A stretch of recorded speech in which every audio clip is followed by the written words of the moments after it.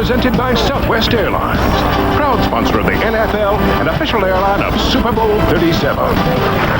The Tampa Bay Bucs, winners of 4 straight. Michael Pittman, Michael Allstat coming out there at Raymond James Stadium in Tampa as Cleveland comes to town. McCardell, what a difference he's made this year. And that Tampa Bay offense, people say it's not living up to that defense, but you know, that defense has scored 4 touchdowns this year, Dan. It has scored 4 touchdowns for Keyshawn Johnson. Derek Brooks actually scored a lot more touchdowns you have in the last 2 years. So we're not talking about rings or nothing else. Gruden, actually, like I said earlier, they're playing to their strengths. Their strength is defense and special teams. They got to continue to do that. Hey, Carl Williams averaging almost 12 yards per punt return. This could be a factor in the game. This guy could pop one today. Hey, you know, that Tampa Bay defense has as many touchdowns as the Cincinnati defense. You know what? I have my Cincinnati helmet. They are going to win today. I guarantee it so much that he's going to be wearing my jersey. Did you accept that? That thing is making me itch. Did you accept the bet? No response. Yeah, he did. How about my bling bling, man? How about my bling bling? Right here on CBS. Bling bling. Here in Tampa, everything's high humidity, high temperature, high hopes as the Tampa Bay Buccaneers, 4 consecutive wins, take on the Cleveland Browns. And this defense for Tampa Bay, the Buccaneers have found the touchdown treasure chest. Well, great defense in this town, Dick, is nothing new, but boy, have they gotten off to a fabulous start, led by Derek Brooks. Already 4 interceptions on the season, and 3 times already he's returned them into the end zone for touchdown. And of course, always it starts up front with Warren Sapp, the most active and probably, Dick, the loudest defensive tackle in football. And for the Cleveland Browns, our quarterback Tim Couch angrily challenged the Cleveland fans last week, has a chance to prove his point today against one of the toughest defenses in the entire NFL. CBS Sports welcomes you to the following presentation of the National Football League.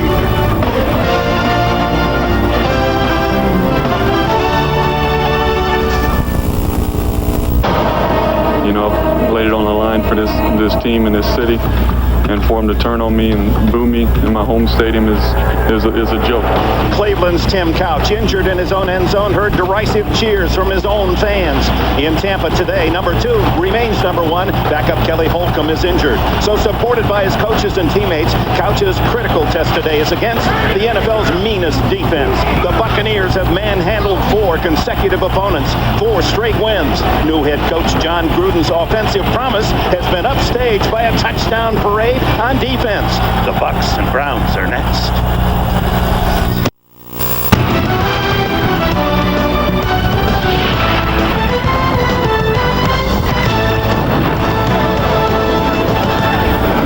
The Cleveland Browns aim to end the 4-game winning streak of the Tampa Bay Buccaneers, and Keyshawn Johnson has a new wide receiver teammate, Keenan McCardell. That makes Keyshawn less of a wanted man, and that makes Keyshawn happy. Cleveland will take the kickoff at first down to Bonnie Bernstein. All right, Dick Butch Davis said he played part coach, part shrink for Tim Couch this week, but he said, I really think my quarterback is developing that I'll show you mentality. Couch, that concussion last week, the 3rd of his football career, so for the first time ever, he will wear a custom-made mouthpiece on his bottom teeth. Couch, well aware his starting center today, by the way, is a rookie, Melvin Fowler, facing that defensive line featuring Warren Sapp for the Bucs, and of course, linebacker Derek Brooks, who said, you know what, we definitely plan on adding to Tim Couch's problems, Dick. All right, Bonnie. It is the test for Couch, but Butch Davis said he thinks he's got a tougher quarterback through the experiences of this past week. He said he's had 4 years.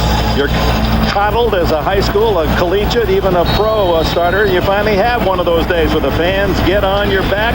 How well can you handle it? Well, Cleveland will get the ball first. We'll see Couch.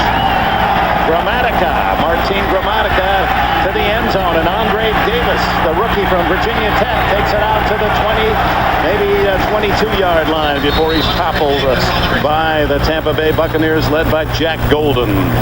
Tim Couch played his college ball at Kentucky, the first player selected in the '99 draft, and his numbers this season, 64.8%, but only 4 touchdown passes. They want more production in that regard from him, and there are his numbers last week when he accepted in a very difficult manner the boos and the cheers. It wasn't the boos that got him, it was the cheers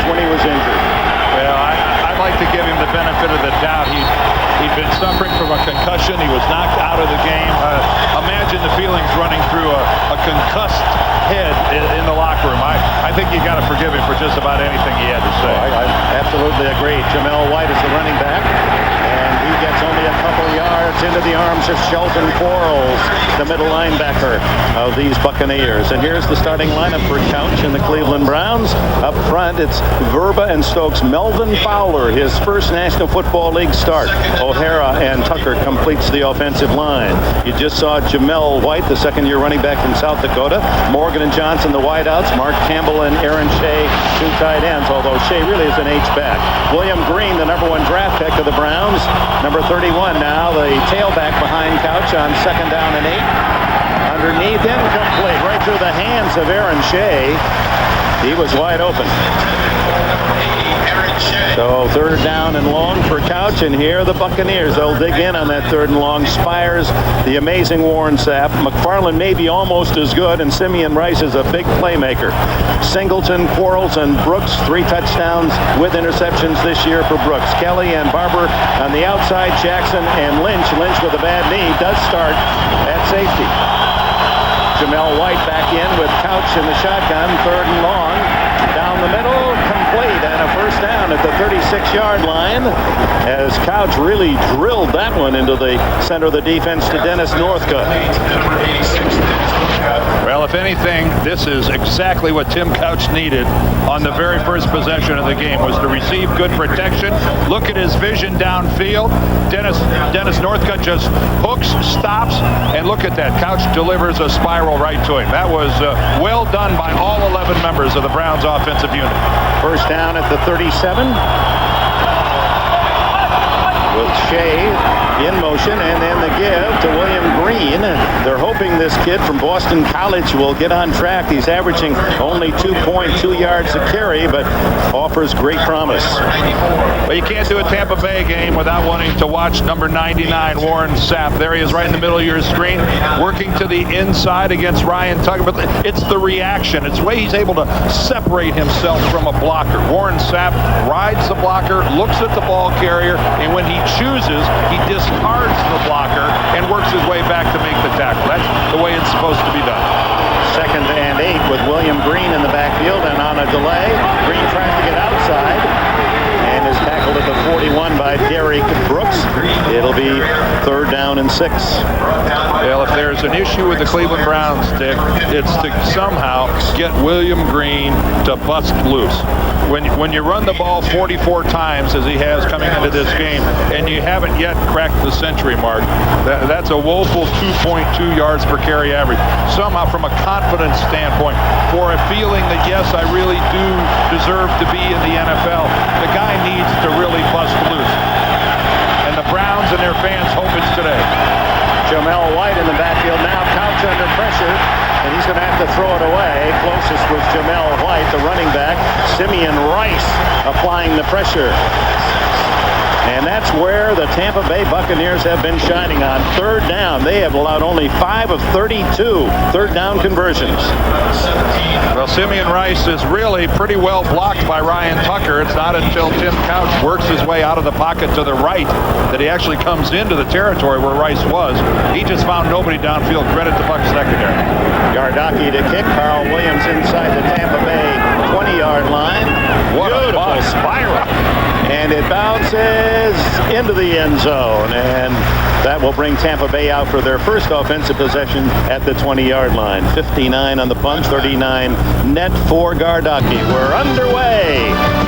As a player, I will tell you, the players are thankful that they're playing on a natural grass field, because as you saw that thermometer hovering near 100, it would have been 20 degrees higher if this was some sort of an artificial field.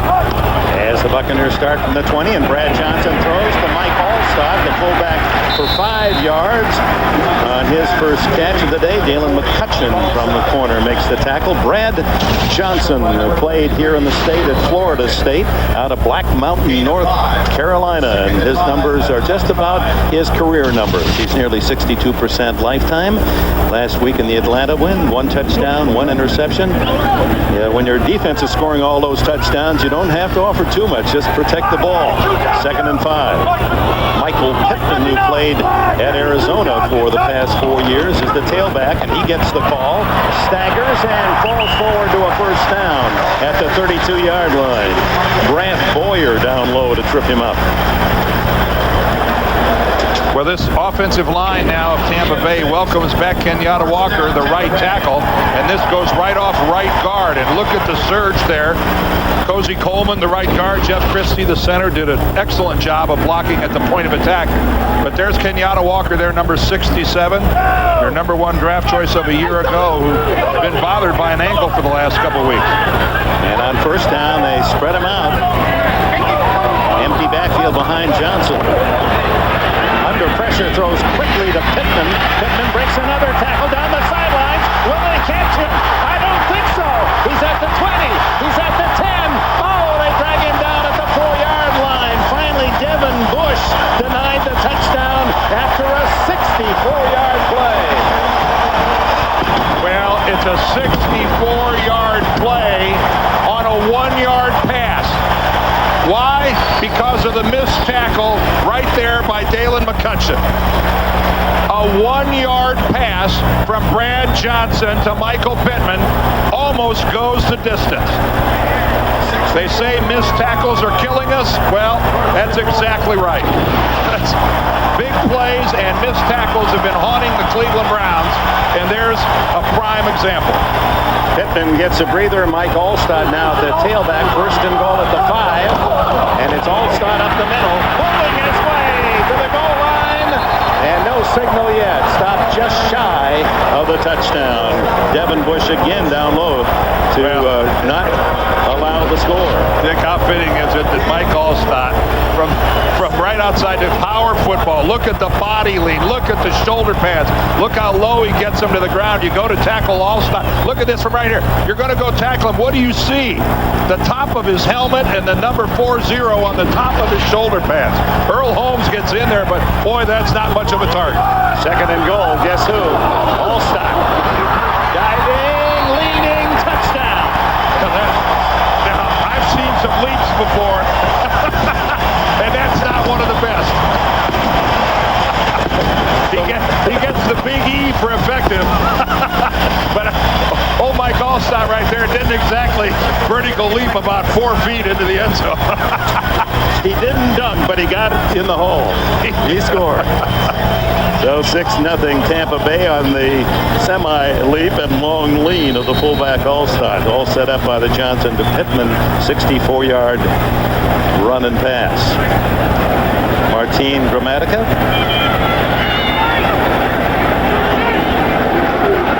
Adds the extra point. It's 7-0 on an 80-yard drive and 5 quick plays. And one of the most popular guys here in Tampa Bay, Mike, 65,000 sellout. And they get a chance to cheer early on the quick drive and the long run. 64 yards, the longest reception by Pittman in his career. What's this look by Martin Gramatica here? He's wearing a pair of shorts and his knee socks pulled up over his knees. That's not a real attractive look, but an effective kicker. Andre Davis, perhaps mesmerized by the new look from Gramatica, lets it kick through the end zone for the touchback. Well, one more look at Mike Allstott. We've got a flag. We'll take a peek at what the flag is here first before we go back and look at the touchdown as Tom White and the crew huddle up. Called at the 15-yard line of Cleveland. Tom White, one of the most capable referees in the NFL, and as you can see, he's been doing it for a long time. Personal foul, unnecessary roughness, number 38 on the receiving team. After the play was over, the penalty will be enforced half the distance to the goal line. It'll be a first down for Cleveland. Well, Cleveland has no number 38 on their roster. There's the touchdown by Mike Alzot.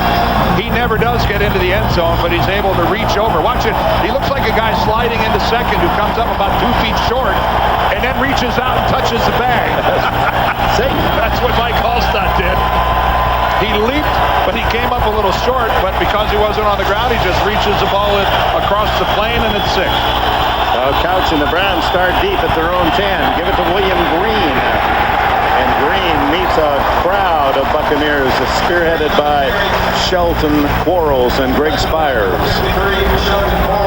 This Tampa Bay defense has scored 4 touchdowns this year and have allowed only 4 touchdowns. And that makes John Gruden very happy. And of course, I think everybody's well aware of the fact that Tampa Bay paid dearly to get John away from Al Davis and the Raiders. And the buzz in the West Coast here, they're more than happy.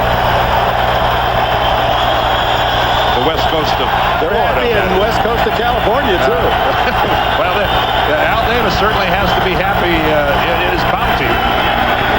They give this to Jamel White, and White, again, with a greeting party of Buccaneers, and Quarles has been in on almost every tackle here early. Well, the Buccaneers, I know here are in Tampa Bay, but a lot of people think that it was Al Davis who was Blackbeard in this in this move.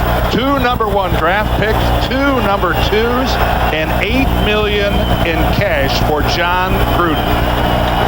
And that number 1 for Oakland this year is Philip Buchanan, who's already paying rich dividends. And I think that Al Davis would tell you right now that Bill Callahan is doing a pretty good job in Oakland with the Raiders right now. That's a lot to pay. 3rd and 7 for Couch. Good protection, and he finds the opening and fires it to Dennis Northcutt. Northcutt, who played at the University of Arizona, and only 16 catches this year, but 4 for touchdowns. Well, and 8 of those 16 came last week in that dramatic come from behind almost win against the Baltimore Ravens.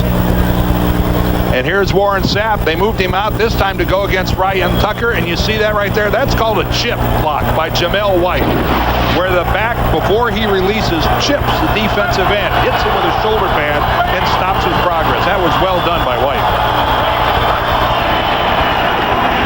The quick out is complete to Quincy Morgan, and Morgan out of bounds with a catch after a gain of 5. 7-0 the score here. Tampa Bay leads. What do you have for us, Jim Nance? All right, well, Dick, we've got an early score at Indianapolis, and here it's Peyton Manning to Marcus Pollard. The Ravens have come back to kick a field goal. 7-3, Colts first quarter. Let's go back to Tampa. All right, Jim. As the Cleveland Browns, it's been a bizarre season from the very first game. You can make a case for them being 5-0. But 2-3 is the reality of it all. On the reverse, Morgan skips out of a tackle and then is drilled by Shelton Quarles. Number 53, Quarles, traversing this field, and he's the man slow getting up. And I'll tell you who else was a little slow getting up was Tim Couch, who was caught right in the middle of all that. Quarles is still on the ground, but Tim Couch is going to go out in front here and try to be a lead blocker, and he's a little too close for the action. Tim Couch was caught in that. Watch, let's follow Couch as he goes across. He's going to come back in and try to throw a block. And he down there, and he got hit again. And Tim, look at him lie there. Ooh, that's scary for the Cleveland Browns. Josh Booty is their backup quarterback with Kelly Holcomb out. Yeah, they're more than thin at that quarterback spot. He fumbles, and a scramble at the 31-yard line, and it's Tampa Bay's ball. Rondé Barber and that touchdown spirit of this Buccaneer defense. He had his eyes on the goal line, and Andre Davis, with his speed, able to get him from behind. Wow, the 12th interception of the year now for Tampa Bay. What a group this is. All right, let's watch this from behind. We ought to get this is where Shelton Quarles got hurt on the play before. See him, number 53 there from the left of your screen as he tries to come in. He did end up walking off the field after that hard collision. And he, of course, was not on the field for that interception by Barber. So 7-0 in Tampa Bay with another turnover. Start at the 31 of the Browns. Brad Johnson, a pump fake. Plenty of time, throws it away. Todd Yoder was in the area. Second and 10. All right, let's go ahead and roll the all-22 here, and we'll get a good look. The intended receiver there right in the middle is Andre Davis, and you can see that he's just being mauled right at the 40-yard line as with outstanding coverage. The ball goes up in the air. One more time. And the folks from Cleveland are thinking that John Lynch got there a little early on Andre Davis, but it looked like pretty good coverage by the All-Pro safety. Second and 10. This is Pittman cutting back and dropped after a 1-yard gain as Earl Holmes, the ex-Pittsburgh Steeler, the biggest pickup in the offseason by the Cleveland Browns, makes the tackle. Let's check the starting lineup offensively for the Tampa Bay Buccaneers. Here they are up front. Oben, a former Brown, Jenkins, Christie, Coleman, and Walker returning to the starting lineup with Michael Pittman, the ex-Arizona star. Mike Olstad has the touchdown. Johnson and McCardell, 2 keys. Keyshawn and Keenan, and Ken Dilger, the ex-Colt tight end. Aaron Stecker, the running back, the throw out of the backfield, complete to Ken Dilger, the tight end. That's a first down inside the Cleveland 20. Tackled by Corey Fuller and Brant Boyer. Well, Ken Dilger, always a big target, a favorite in Indianapolis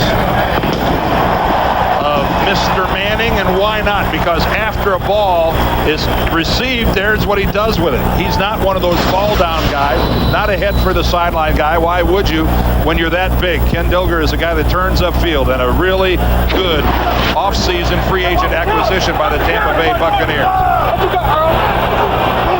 Pittman and Olstad in the backfield as Johnson looks to the end zone. Incomplete to Keenan McCardell. McCardell, who caught his 600th pass last week at Atlanta, and Keyshawn Johnson his 500th career reception. Well, McCardell is open. The ball just a tad overthrown. Keenan McCardell was in motion and then ran from the slot position in a seam route right down the middle of the field. And if Brad Johnson could have taken just a skosh off that pass, that would have been a Buccaneer touchdown. Second and 10. And this is Keyshawn in motion, and Johnson over the middle, complete fumble, and it's covered by Earl Little of the Cleveland Browns. They're going to call that an interception. There wasn't contact or control long enough for it, but Little nevertheless comes up with a loose ball. That's what's really important to the Browns. And by Earl Little, his first of this year, after Tampa Bay had picked off a pass and looked to be driving for a 14-0 early lead. Now Warren Sapp and company go to work. John Gruden said he's been with 5 teams, but he's never seen anyone work any harder than this man, Warren Sapp. Well, Warren works at trying to get the crowd into the game. He did it last week in their game, and right before he made a big play against Atlanta with the interception, the same kind of enthusiasm trying to get the crowd to be the 12th man. Only in Atlanta he was on the road doing it. That's what kind of bravado he has. No play. At the 18-yard line, usually the false start signal from the referee. No play. False start. Number 81, offense. Clinches prior to the snap. The 5-yard penalty remains. First down. Well, this is being ruled an interception that Keyshawn Johnson never had complete control of the ball. You see it there, and there's the hit by Darren Hambrick, and puts a shoulder pad right on the football, and it bounces right to Earl Little, who's playing today for Robert Griffith, who's out with a shoulder injury. So Earl Little in the right place at the right time. Couch to White, and White hit immediately at the 19-yard line, a gain of 6. Rondé Barber on the coverage. We talked with Jamel White, delightful young man out of South Dakota. His home is in California in Palmdale, and they were walk-on in college at South Dakota. He was a draft by the Seattle Mariners. He said, I never played baseball, but I had enough skills. They picked me for the instructional league, but then I saw how that fastball moves around a lot. I didn't like that much. I thought I better stick with football. You saw his height there at 5'9". Very proud to be a member of that 5'9" club. White finds a hole, but not enough yardage for the first down as he's stopped shy of the 25-yard line. That'll bring up third down and about 3. In his weekly NFL.com column, former Raiders coach Art Shell says that making a quarterback change in midseason is one of the toughest decisions a head coach has to make. Read more about it, NFL.com, or on America Online. Enter keyword NFL.com. 3rd and 4. 4 wides. And then the handoff inside, and the quick hitter Jamel White, and he's going to be close to a first down before John Lynch could come up to help out from his safety spot. Lynch playing in his 60th consecutive starting game in the NFL despite a knee injury, and when we talked to him 2 days ago, it sounded as if he wouldn't play today. Well, he was very limited in what he was able to do on Friday. He said, I just didn't move around well at all, and of course I think anyone who follows the National Football League knows that John Lynch is one of the toughest guys back there, but it's amazing. The really, really good players just seem to have the ability to heal better than the other guys. It was a first down for the Browns. And William Green powers up the middle for a hard-earned 3 yards. We go on to Bonnie Bernstein. All right, an update on Bucs middle linebacker Shelton Quarles. He got the wind knocked out of him. He is probable to return, Dick. They're just giving him some time to kind of get his wits about him. Somebody they definitely want him back in the lineup. He's made a nice transition moving from the strong side to middle linebacker, coming into today, leading the Bucs in tackles. He moved from outside to inside when Jamie Duncan left the Buccaneers as a free agent. Bit dazed by, that was a spirited tackle. He off to a great start in this opening quarter.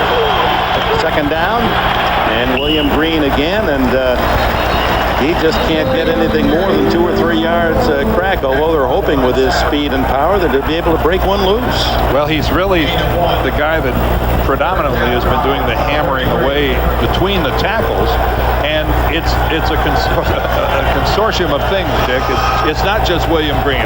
There's a prime example. The blocking wasn't there. One time before on one of his carries, he was lucky to get back to the line of scrimmage. Running the football is a team effort. Unfortunately, too many times it gets dropped on the doorstep of the running back solely. Yeah, well said. 3rd down and 5. 4 wide receivers. Couch way off the mark, and well, he should be, as John Lynch had his eyes on an interception. Now, the Bucs defense has allowed just 4 touchdowns in 66 opponent drives this year. That's how smothering this defense has been. They'll get the ball back with less than a minute remaining in this opening quarter. Carl Williams stands at the 25. Chris Gardocki had a beautiful punt the last time, but it went into the end zone. Another spiral that Williams backs up to the 16. 25. And tackled at the 29. And without a timeout, the 64 yards, and that set up Mike Allstad's 1-yard touchdown plunge. That's the scoring. 36 seconds left in this quarter. Allstad in motion, hit them behind that block, and wrestled down by Dwayne Rudd. Well, Gerard Warren in the middle of that defensive line for the Cleveland Browns, #1 pick of the Browns last year out of the University of Florida. It's always fun when you talk to these players, Dan, and a great young player says, ooh, my idol, I'm in the same field with Warren Sapp. That's what I want to be someday. No, you do like to rub shoulders with guys who really admire the men that came before. And you're right, Gerard Warren. He said, he's everything I'd like to be. He's one of the many Floridians. 8 of the 11 Cleveland starters played their high school football in Florida. We'll return to 7-0 Tampa Bay leading Cleveland here at Raymond James Stadium. Well, big second quarter for the Tampa Bay Buccaneers. Now that's pretty dominant. That's pretty dominant. Of course, that last digit's going to be awfully small in any of the quarters with Tampa Bay, the way their defense has been playing.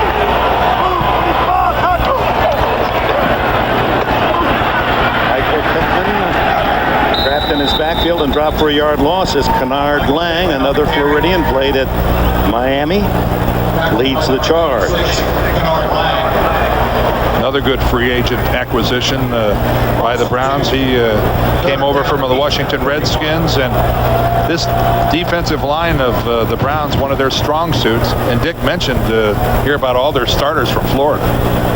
That's actually can add to that list with the injuries. Earl Little starts, and he's from Miami of Florida. So 8 starters today. Plus another 6 guys on the roster that are from Florida as well. Just non-starters. Hotbed of football talent, this state, as Johnson has to throw it away. He had Pittman in the flat and was about to get hit by Courtney Brown. Got rid of it. Well, he's got a good look initially. The pocket looks pretty secure. Look at Brad. He's able to set up, look. That's plenty of time to get rid of the football. And I know that late, Courtney Brown gets in there and gets the hit, but normally you expect the pattern to be run and the ball to be released by that point in time. Dennis Northcutt, a dangerous return man, has a touchdown this year against Tennessee. Comes up to field it at the 30. Has an opening. One man to beat. And the kicker, Tom Tupa, was able to get a shoulder on him, slow him down until help arrived at the 42-yard line. A 39-yard kick, 28 for Northcutt on the return. So Cleveland finally in Tampa Bay territory, trailing by a touchdown. It's Northcutt, first down at the Tampa Bay 41. Jamel White, the running back behind Couch, who looks to throw. It's too wide. Oh, as he hit, what a timing by Rondé Barber, who flew up from the corner to make the stop, and a loss of about 5 yards. What can you say other than perfect? That's exactly the way a corner is supposed to come up and meet the play. A textbook shoulder tackle. And Jamel White did a pretty fine job of holding on to the football. That's one of those tackles and hits where more often than not the receiver is separated from the football by the hit. 4 yards on the loss, 2nd and 14, shotgun Couch. Screen, and it's to White. And boy, the Buccaneers just react so well this time. Dwight Smith, an extra defensive back in his 2nd year out of Akron, makes the stop. Well, college ball next Saturday, and starts with Tim Brando and Spencer Tillman. They kick off the action with the Olympus College football today, and then the Old Miss Rebels take on the Alabama Crimson Tide. For more, go to CBSSportsline.com. America Online, keyword CBS Sportsline. Monty Kiffin, the coordinator, and Tony Dungy, the former head coach, built this defense on speed, and boy, have we seen plenty of examples of that already. 3rd and 13, Couch underneath with a flag down, complete to Jamel White, and White dumped at the 36-yard line, 5 yards shy of a first down, and that'll be a matter of how does Tampa Bay deal with the penalty. It goes the other way against the Buccaneers. Oh, and this will give the Browns a first down. That's one of those defensive linemen charging and using their hand up in the face of the blocker. Illegal use of the hands to the face. Number 90, defense. It's a 5-yard penalty. It's an automatic first down. See, that's one of those penalties that even though it's a 5-yarder, that would not have come anywhere close to giving the Browns a first down, but it's an automatic first down. Right in the middle of the screen. Let's watch the helmet go back. Yep, right there. You can see right there where Gurley gets his hands up underneath the helmet and forces it back. Only gets to play a couple plays a game in a pass rush situation, and boy, you hate to make a mistake of that magnitude that keeps a drive alive for the opposition. Actually, the penalty is shorter distance than the play, but the penalty gets the first down. The first down is what matters. You bet, at the 39-yard line. And Couch rolling to throw, buying some time to go long. Up for grabs, incomplete on the goal line. John Lynch there to help bat it away from Kevin Johnson. He's thrown into double coverage, and that was a matter of two trying to get it from one. Well, maybe if that one guy is somebody like a Randy Moss, but Kevin Johnson at 5'11", having to out-jump two Tampa Bay defenders for the football, that's asking an awful lot. And that was a very risky throw by Tim Couch. You don't mind if you've got a tremendous leaper going one-on-one. Then you hope your guy is the one that goes up to get the football. But in the middle of the field against two defenders, risky. Jamel White. And he just can't get around the corner as a flag goes down in the secondary. Tackle made by Dwight Smith. Here's a budding defensive back, Smith. They really like him, a third-round pick a year ago. Good ball hawk, had a couple of interceptions against Atlanta as a nickel back last week. Well, we've seen in this game so far that Tampa Bay has the lead because of a Cleveland missed tackle. And we have seen the effects of good tackling on the other side. Tampa Bay just couldn't be tackling any better. Shot block is the call against Cleveland. Or crackback. Personal foul. Crackback, number 85. Offense. That's a 15-yard penalty. Remains. Second down. If you're split from the formation more than 2 yards, you cannot come back in and make a block. Let's watch. Here he comes into the picture right now, number 85. And he goes down and puts the crack back on Dexter Jackson. Once you're separated more than 2 yards from that tackle-to-tackle formation, you cannot come back inside and do that. And a huge penalty, 15 yards, 2nd and 25. Couch underneath, incomplete, almost intercepted by Sheldon Quarles, who's back in the lineup defensively for Tampa Bay. Jamel White, the intended receiver. Number 53, Sheldon Quarles on the coverage. Trying to get just a little bit of the yardage back, but the ball thrown way behind Jamel White. He was lucky to even get a finger on it, and then Cleveland was lucky it wasn't intercepted. But somehow White wasn't anywhere near where Couch expected, or vice versa. I'm not sure which, but that ball completely uncatchable. Tim Couch 6 for 11 and 40 yards passing in this first half. Quick throw underneath the White again, looking for a block. Got a lot of speed and able to drive to the 40-yard line where it would be 4th down and 11. Well, that time the pocket for Tim Couch just disintegrated, and he really did well just to find Jamel White and get him the football. Just a 4-man Tampa Bay pass rush. Boy, does he get whacked at the very end. Simeon Rice in there. Well, just remember, this is a guy that had a concussion last week and was forced to leave the game, and luckily with that hit by Rice, he really did bounce his head off the ground. Gardaki's punt. And that won't please the Browns as he hits the end zone again. So unable to take advantage of the Northcutt punt return. It's back. Central and southern Florida weather. You see the Thunderheads building, and there is a threat of some showers later today. As Tampa Bay leading 7-0 starts again from the 20, and Brad Johnson to throw, looking long, and it is almost intercepted by Earl Little as he leaped in front of Keenan McCardell.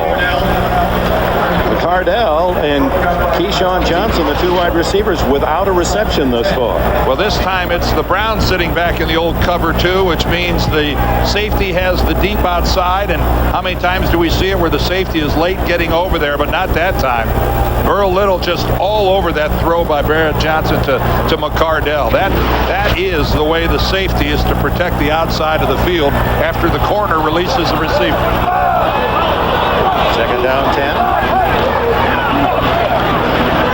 A screen to Pittman, picks up some blocks, 30, and a first down at the 31-yard line. How about that one-handed catch?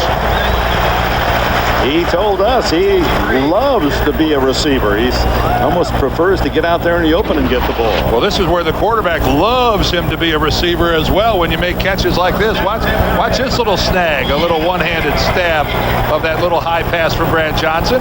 Shoves his blockers, get out of my way. And just single-handedly almost picks up a first down for the Buccaneers.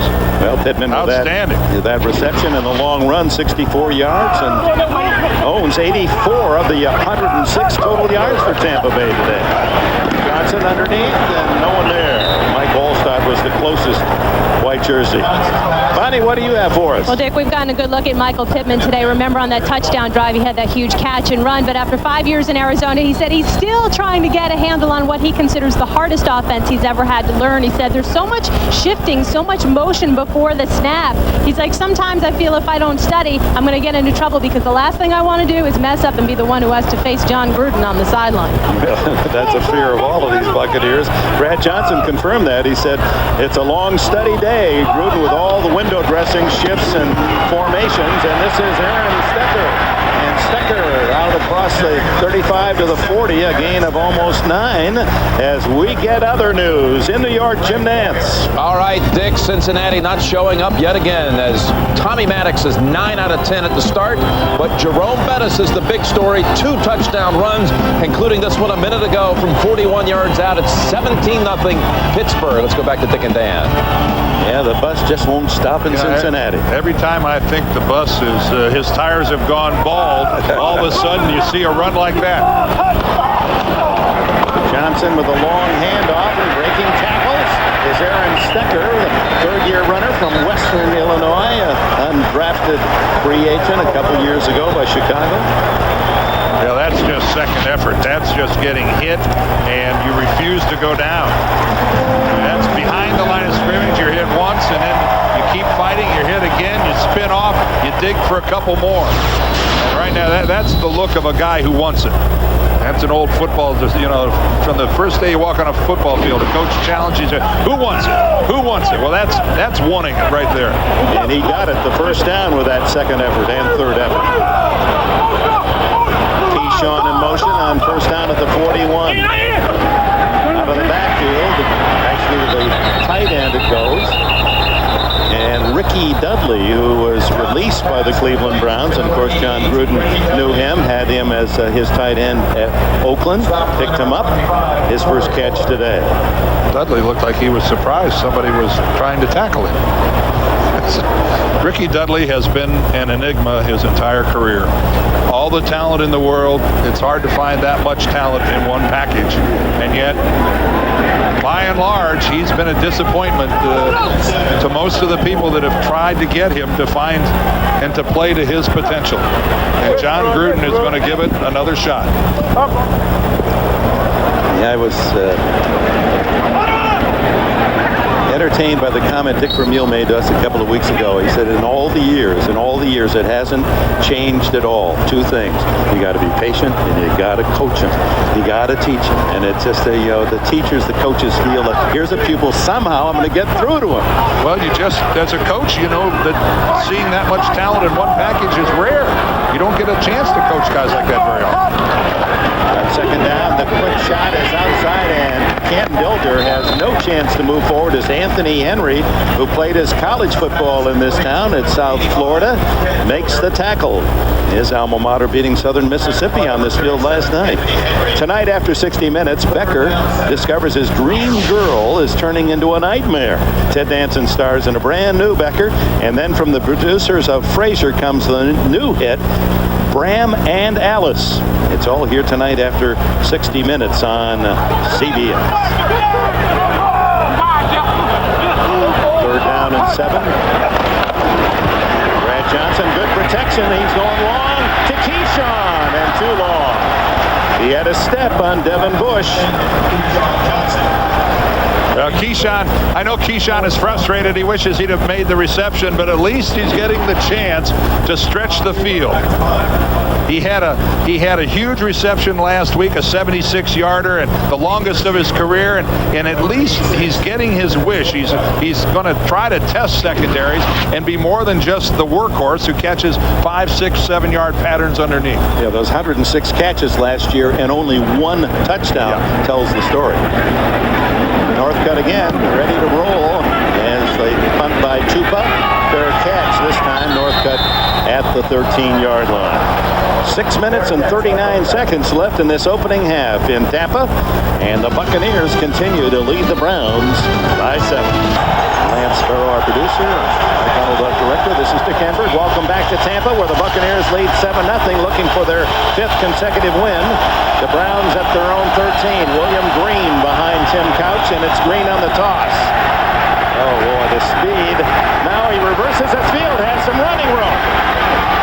20, and Green to the 21-yard line. Well, all right, that's making something out of nothing. That's William Green at least being able to say, hey, at least I got some positive yardage, because there's nothing over here. Pretty good job of reversing his field. Couch gets in there and gets in the way a little bit. Brian Kelly drags him down, but a gain out to the 20-yard line of 6 yards. And I know Tim Couch is trying to do the right thing by getting out there and helping out his ball carrier, but given the state of the quarterback situation in Cleveland, he'd be best to stay away from any intentional contact. There'll be enough of it that he can't get away from during the course of this game. Timeout's been called by the Tampa Bay Buccaneers. So we'll take a break with Senior, his mother Lucinda, of course Melvin Fowler, the rookie starting, and if he wasn't starting, they would have been in the last row. I don't know where they'd have been if he wasn't starting. They'd have been up in the light standards, maybe somewhere up there. Here from Long Island, New York, to cheer their young son from Maryland, a rookie.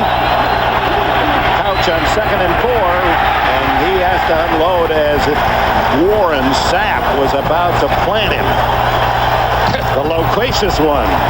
Yeah, Warren talking to the crowd in the end zone down there going, yeah, that's me, that's me.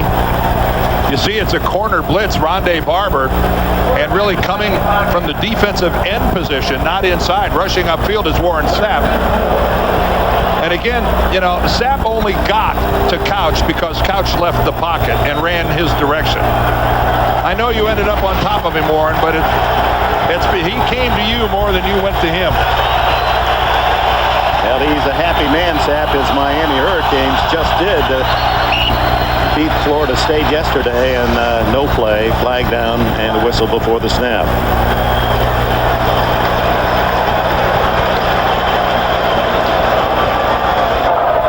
False start. Number 72 offense moving prior to the snap. 5-yard penalty. Speaking of the All-Pro, 3rd down. Warren Sapp, 5 straight years. Here he is in action. Well, it's a busy life of a defensive lineman, and Warren Sapp, a good spin move there. Now he's out to defensive end, of course, the customary double team. Hustled, can I get him? No, not quite. And again, look at it. You go one way, you go the other. You play till that whistle snaps. And Warren Sapp, as I mentioned at the top of the show, maybe the most active defensive tackle in football. On 3rd down and 9, and another false start. Oh, and here's where Cleveland's offensive line needs to, if this is another false start on them, this is bad news. False start. Yeah. Number 60 offense, the 5-yard penalty remains 3rd down. Your quarterback gets knocked down, and then you have back-to-back false starts, which puts you just closer and closer to the crowd in the end zone. So they've gone from 2nd and 4 after the ad-lib run by William Green to 3rd and 14. Browns have 53 pass yards and 40 penalty yards in this opening half. And now Couch near his own end zone. Unloads underneath to Jamel White. And White to the 15. A gain of only a yard. And that's a completion that Tampa Bay knew was coming. They'll just give it. They floated the ball so quickly. No surprise that they forced the Browns to punt. And certainly that defensive sequence inspired by Warren Sapp.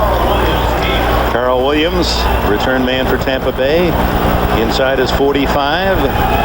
Gardocki, his 2 best kicks have come, but they've gone to the end zone. So they have not been productive. He needs a long one here. Left footer delivers a perfect spiral. Chases Williams to the 30 after a brief bobble. Has some blockers. 45, 40, 2 men to beat. And down he goes at the 27. Kevin Bentley, a rookie linebacker. 43-yard return by Carl Williams. Well, this is 6 points. It's a tremendous punt by Gardocki. But this is a touchdown right here, except for that hustle by Bentley. That's Rondé Barber with the block right there. He helps get it started. But this is a case where when the ball is caught, it's a good 15 yards beyond any of the coverage guys. And Carl Williams has all the time in the world to find his blocking wall. Michael Pittman on the handoff. A helmet goes flying off of Cleveland Brown. And up to make the tackle was Darren Hambrick. Kennard Lang losing his cover, trying to fight the block. Well, you know one thing, he lost his helmet and he just kept right on going. If he'd have had a chance, he was going to make a tackle without a helmet. Kennard Lang right there at the bottom of your screen. Watch the helmet. It's going to come flying off right there. Does he stop? No, he's going to keep right on going. He's not going to look for his helmet until after the play. Another product of the University of Miami program, Kennard Lang. On second down, Pittman again. Breaking tackles, and he's to the 16-yard line, and a first down. Hambrick down low to trip him up. Well, Hambrick ends up with a tackle, but it wasn't until another 4 or 5 yards because he actually fought through the tackle of Hambrick, and Michael Pittman just showing great leg drive. Pittman is 6 feet tall, 215, played his college ball at Fresno State. He's a dedicated weightlifter. You see the biceps on him? Yes. 19 and a half inches. He loves the weight room. Well, he's been in Arizona till he got out here. He says, I can't stop sweating. Pittman again almost lost the ball on the tackle and is dropped after a 1-yard gain. Darren Hambrick again along with Kennard Lang. Of course, this is a big CBS doubleheader day, so stay with us. They're the 3 games late. Most of you will see the Raiders unbeaten against St. Louis looking for their first win. That Kansas City-San Diego game, a good one. And Jacksonville at Tennessee. No one talking about the Jaguars, but they're quietly building a solid winning record this year. And can there be a bigger story in the league right now than the Rams being winless, facing the Raiders? They're looking at 0-6. Johnson looking over the middle, incomplete, and almost picked off by Earl Holmes, the veteran middle linebacker, jumping in front of Keenan McCardell. Well, Earl's been doing this for a long time, mostly in Pittsburgh, but he's just playing his middle of the field. And Carl Williams sat down, McCardell rather, sat down waiting for the football, and he was a little late getting there, and that's how Holmes rather, able to get back in on it. Brad Johnson, 6 for 14 with an interception, and you take away that 64-yard run after the catch by Pittman. Not much from Johnson today. Looking, lost the ball, and it's picked up by a lineman. Appeared to be Roman Oben. Picked it up and saved the recovery, or are they going to call that an incomplete pass? Well, if the ball has to come loose before the arm starts going forward, and you can see that that's just a case where the ball comes out after the arm's going forward. That is an incomplete pass all the way. Good call by the official. Martin Gramatica, who is 9 for 11 this year, as you can see, has a 52-yarder. This one much shorter, will be 33 yards to give Tampa Bay a 10-point advantage.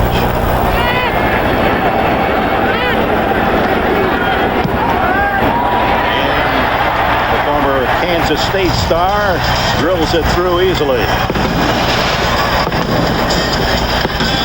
10-0. Tampa Bay with a lead. As we remind you, Thursday's Survivor. One of the tough guys gets attacked by a sea creature, and the castaways are asked if they want to switch tribes. Don't miss an all-new Survivor Thailand, Thursday, 8/7 Central on CBS, America's most watched network. Now, sea creatures come in many shapes and sizes. We're left to wonder which one got them. Yeah, you know, that's why I like my water in the bathtub. And of course, 60 Minutes. Is it true that people with mental problems still have no trouble getting guns? And it's true, and you'll find all about it at 60 Minutes tonight at 7, 6 Central on CBS. Boy, that's got to be a desired place underneath that fogger. Get a little cool air. Well, right now, the Cleveland offense here with 2 minutes and 41 seconds left to go in the first half is going to have a chance to try to do something, anything against this Tampa Bay defense. Now, only 85 total yards of offense for the Cleveland Browns to this point. Kick by Gramatica and Andre Davis. An academic All-America at Virginia Tech. Hopes to find the right path, but cannot. He's hit at the 17-yard line by Rondé Barber. Here's a starting cornerback, a Pro Bowl talent, and he's on all the kick teams, and what a terror he is. Tiki Brothers' twin brother. The Browns that first week, the Dwayne Rudd throw the helmet, cost yourself the game. They should have won that one against Kansas City. Then they beat Tennessee, coming back 14 in the fourth quarter. Pittsburgh on a second field goal attempt. The Steelers beat them after they missed a field goal that would have won it. And then Baltimore last week, they were throwing in the end zone at the end of the game, rallying from deep behind, almost beat the Ravens. So Butch Davis's team is that close to being perfect. As Jamel White out to the 20-yard line, and you like Davis's attitude. He's a positive guy. He knows it's going to take time to build. He sees it getting better. It is getting better. It is. Well, what would really get better for the Browns right now, they don't necessarily need points right here, but they really need a first down to try to keep their defense off the field for the balance of the first half. Even if they don't score, don't give Tampa a chance to score. They'll just take a 10-0, and with that attitude, they let the clock run to the 2-minute timeout. So the St. Louis Rams and the 0-5, who would have thunk it? What are your thoughts about that late game today? Well, again, they're down, and they're not even going to have their backup quarterback, Jamie Martin. I guess Mark Bulger, the third-string quarterback, is going to have to go. The Raiders have to be looking at this as a chance to just feast on the Rams. But as we know in this NFL, anything is possible. You know, this is the kind of game where the 0-5 team just shocks everyone. That'll be our second half. Would be a shock. Even to a St. Louis resident. Underneath. Short pass to Kevin Johnson, complete, and John Lynch checks that incomplete as it's knocked away by John Lynch. So that brings up third down, also stop the clock, and of course Tampa Bay looking for the stop here and a chance with 2 timeouts to add to the 10-0 lead. Browns with 58 pass yards, only 31 yards rushing against that tough Buccaneer defense, and then you subtract 40 for penalties. 3rd and 6.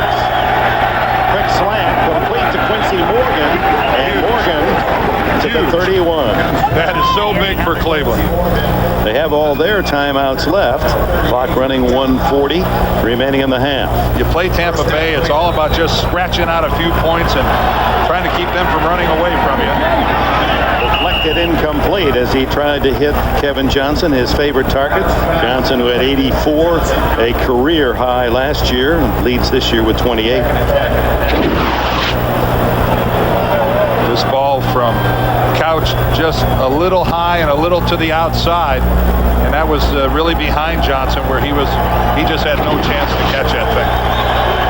Couch is 9 for 17, only 69 yards and 1 interception today. Tries the middle again, short yardage. Catch by Andre Davis. Shelton Quarles with the tackle. 3rd down and 6. 1:12 left in the half.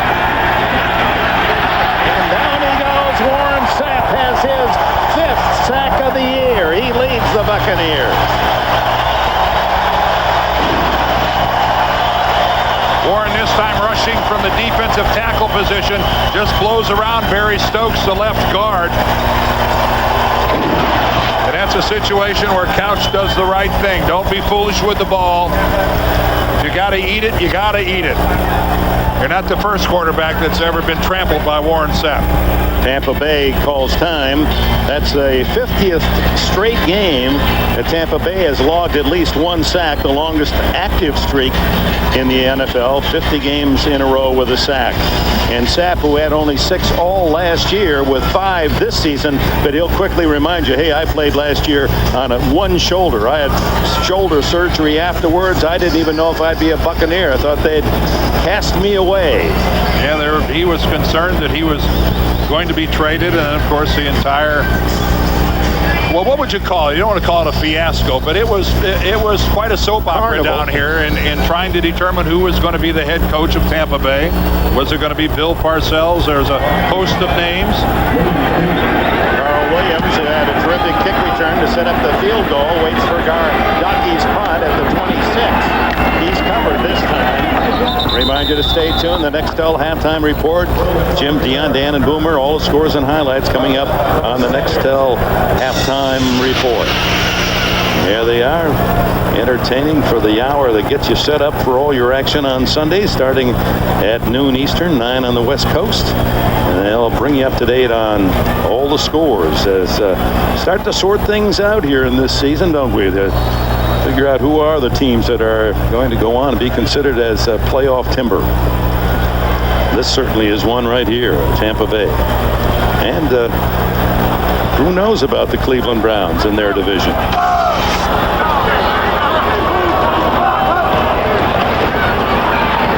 Johnson, receivers covered, and the big quarterback carries it out to the 32-yard line, and he is big. They list him at 226. He's probably 20 pounds heavier than that. Well, huge legs. If he's 226, he is the biggest 226 pounds I've ever seen. Brad Johnson is a big man. Hurrying with 22 seconds, fires up the middle, and it's caught. Keyshawn Johnson takes it into Tampa Bay territory. Stay with us now at halftime to get all the scores and highlights and all the top plays of the first half of our early games today on our doubleheader day. There's Keyshawn. He just starts on the outside. It's just a simple pattern to the inside. The Browns giving a lot of room, thinking there's not enough time for the Bucs to get into scoring position. And, of course, they know they're out of timeouts after taking that last one. 16 seconds, no timeouts. Johnson to the flat, complete to Pittman, who bounces out of bounds, stops the clock, and he's at the 40-yard line. 11 seconds remain. Well, what you can't do for Cleveland is give up one more of those, because that will give Martin Gramatica a chance at a field goal. His longest is 55 yards. He's got a 52-yard field goal this season, so figure the 35-yard line would be the 52. That's only 5 more yards. Right, you'd be looking at about a 58 right now if they didn't get anywhere. So you know they're going to run some kind of a sideline pattern. Johnson has to throw it away. So good defensive pressure, and that puts the Buccaneers in a tight jam. They have to squeeze in some yardage. No, it's got to be intentional grounding. He's in the pocket, and I think Tom White did a good job of seeing where was the receiver there. He waited a long time and said, "Wait, that is exactly illegal." I think that's a good call. You can't be in the pocket and just chuck the ball out of bounds like that. And that will take Tampa Bay back. We have intentional grounding. The quarterback was still in the pocket. Since there's less than 10 seconds, and this requires a 10-second runoff, the first half is over. Now they run off the 10 seconds, end of the first half. You've got to have a receiver nearby. Here we're going to take a look at Tampa Bay receivers. Let's see where they end up. That's Keyshawn at the bottom. He goes way downfield. Here is the closest receiver right here, and the ball ends up over here.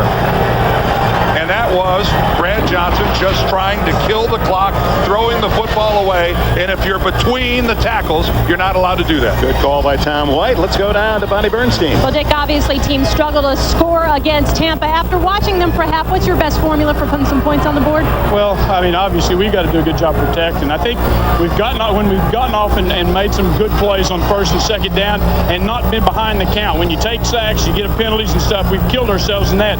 Early in the ball game, we had some success mixing it up with a little bit of run, and I think we just got to stay with what we're doing and just not make the penalties that we've made. Coach Davis, thanks. And So that's the end of our first half here at Raymond James Stadium in Tampa, Florida, with the Buccaneers leading the Cleveland Browns 10-0. Coming up next, the Nextel halftime report after this message and a word from your local station. Total offense, and you subtract the one big play, and Tampa Bay is right at 100 yards for the half. And as Butch Davis told Bonnie leaving the halftime, the penalties are unacceptable. 40 yards off the 97 gives you only 57 plus yards in the first half against a defense you don't expect to do an awful lot. And by holding Tampa Bay to 10, Cleveland gives itself a chance here in the second half. And of course, that would be the positive approach that Butch Davis offered his team at halftime. It's just for Butch and his boys, though, you're down to the point now where you can't afford any mistakes. You know, now if your offense makes a mistake and Tampa Bay goes up by 17, now you're really in big trouble. Dawson's long kick is taken out by Aaron Stecker. Hit at the 20 and breaks a tackle. Oh, almost skipped out. Dragged down about the 29-yard line by Brad Boyer. Let's go to Bonnie. All right, Dick. Well, I asked John Gruden the key to shutting out the Browns in the first half. He said, I thought we could put good pressure on Tim Couch. And when we played the receivers man-to-man, I thought we were able to disrupt their timing offensively. Michael Pittman's 80 yards receiving. He said, well, Tampa's been playing a lot of that, or Cleveland, rather, has been playing a lot of that too deep. And when they do that, we'll throw the ball to Michael between the linebackers. And as long as they keep doing that, so will we. Love that expression, that raised eyebrow and those pursed lips of Gruden. Tense. Give it inside to Pittman for 2 or 3. Earl Holmes and others for the tackle. John Gruden's concession, though, to the sun here in Florida is to wear that visor all the way through practice and during games and whatnot. John, a fair-skinned guy. When we talked to him on Friday, John's got a tan like we've never seen before. You don't get a tan like that in Oakland. You got all those freckles. You got to draw them together, see what the picture is. Inside, and Pittman is crushed by Kennard, Lang and company. Darren Hambrick there as well. Lang played at Washington the last 5 years. And the Cleveland defense, I think, is just trying to set a tempo here. Maybe if they can force Tampa Bay to get a 3 and out, if they can get them off the field and get their offense out and give them some decent field position, maybe they can create an attitude here that we can get it going on the road, because it was pretty lethargic offensively for Cleveland at half number 1. This hot summery day, tropical day, even the crowd not a lot of enthusiasm. There's some noise as Keyshawn Johnson leaps up to embrace a first down at the 45. Fuller and Little in on the tackle. And in case we didn't see the signal from the officials, Keyshawn provides his own. And Keyshawn, we talked about those 106 receptions last year. He said, I just can't get beat up like that again. Well, here he is again. These are the kind of, he doesn't go down easy. So he's normally hit by 2 guys, and that's what he gets right here. And there's a third lingering around to add a little bit more. When you're a big man and you catch possession receptions, you get worked over by the defense. With McCardell in motion, Johnson flush from the pocket. He goes down, but so does the flag, as it appeared Lang got a piece of the face mask in making the tackle of the quarterback. Boy, as a defensive end, and there's Kennard Lang right at the left of your screen, number 96. He's really blocked very well by Walker at the line of scrimmage, and only because Johnson flies out of the pocket does he get in on the play, but you could see where he grabbed the face mask. Foul. Face mask, number 96. 15-yard penalty. First down. It's the major penalty, 15 to the 39 of Cleveland. If you grab it and let go of it, but that grab and twist and pull him to the ground, which is what Lang did, that is the 15-yard variety, because, boy, it's awfully easy to injure somebody when you crank their head to one side like that. So the penalties again. The Achilles of Cleveland today. Michael Pittman. He is stuffed after a yard, maybe 2 yards. Gerard Warren said he feels good about coming home. He went to high school at Rayford, Florida, about 100 miles to the north of here. And Dad retired Master Sergeant in the U.S. Army and a retired prison guard. So he said, when I came home, I knew it would be a disciplined situation, that there were rules, and my dad didn't bend a lot. I wonder if he started to bend when Gerard hit about 300 pounds. A little. Johnson fires underneath. Keyshawn Johnson. That was a Johnson to Johnson combination. Kevin Bentley, the rookie from Northwestern, he played with the Wildcats last year with Napoleon Harris, the #1 pick of the Oakland Raiders. See, look at Keyshawn signal back to Brad Johnson. He first inside, then outside, but he's signaling that he's going to run that pattern right there. They both read the Cleveland defense at the line of scrimmage, and that's where, you see, that's where being a veteran football player, communicating with another veteran, is priceless. That's good stuff. Third down, a long two.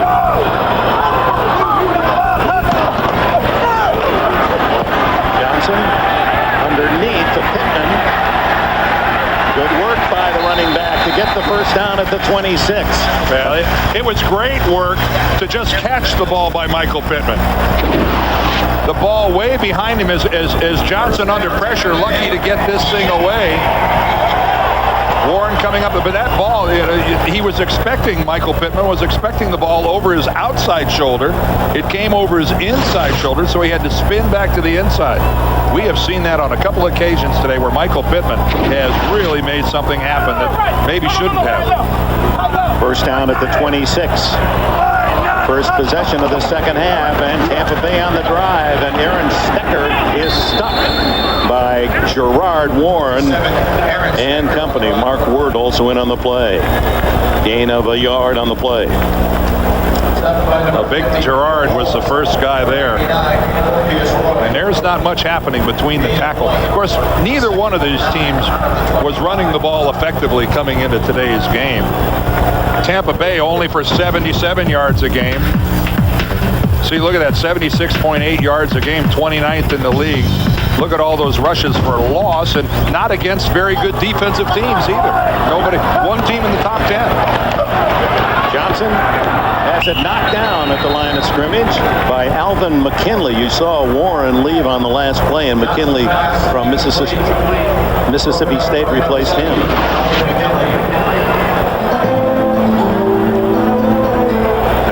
What you do, you can't get to the quarterback, and Brad Johnson went over the very top with that ball. Big 6'5" quarterback. I'm sure he wasn't expecting that anybody could get up and get a hand on that. Ball at the 25. 3rd and 9. Pittman and Alstott in the backfield. Johnson underneath, and it's Pittman to the 16. That's going to be close to a first down. Dalen McCutcheon, the cornerback, down low to trip him up. Real close.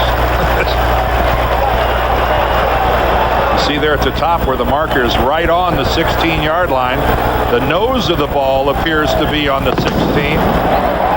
And there's the signal from Buccaneer Cove. They sound the cannons whenever in the red zone.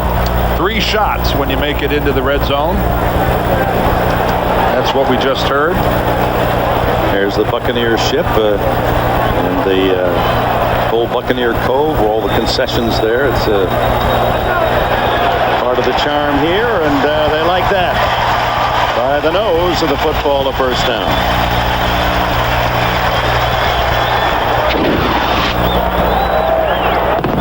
Look at Butch Davis. He's not the first one to have that reaction. No, he's not. He's just intently looking as to whether or not that was a measurement good enough for a first down by the opposition, and he gets scared out of his wits. He said, I don't like it around here. Expect that on the touchdown, but not for the red zone. In fact, Davis and others have been so surprised by that reaction, the Tampa Bay Buccaneers press department actually put out a list of when does the cannon go off so that we might all be alerted. Apparently he didn't get the email. No, Butch did not get the email, and I think if he gets, I'm not sure he'll be accepting any emails from Tampa after this. This has been one outstanding drive by the Buccaneers here to start the second half. You've got a 10-0 lead already. I talked earlier about the Cleveland defense wanting to get them off the field. This is a real killer drive by Tampa Bay. 11 plays, over 6 minutes consumed, and Johnson, was he outside the box? Oh, no. That's another illegal grounding. Mark Ward was the man in on his back. The rules read you must have a reasonably good intention or chance of completing a pass to not get called for intentional grounding if you're between the tackles, if you're in the pocket. Ward has been productive for the Browns. He has 3 sacks and a couple of forced fumbles this year out of Jacksonville State. He's a product of NFL Europe. Another Miami high school athlete.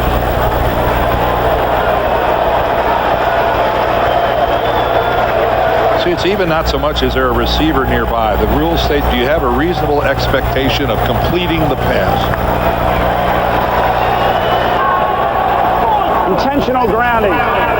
There was no receiver in the area. The only player on Tampa Bay was number 67. That's a 10-yard penalty plus loss of down. It's third down. With no receiver and with no intention of completing a pass, there's the great pressure coming in right there. Mark Word all over him, and Brad Johnson just tries to save the yardage and ends up really costing his team, because that's a loss of down penalty as well as the yardage. But with the sack, it would have been about the same and loss of down, so maybe a couple 3 yards more on the penalty. Tampa Bay, there you see, using 6 minutes plus already. Now the 12th play coming up. I think he's consulting with his crew to make sure that they've got the down and distance correct, that it is third down. And that's smart. You don't want to lose track of a down. And the Bucs need to get inside the 6-yard line for a first down. So it's 3rd and 19.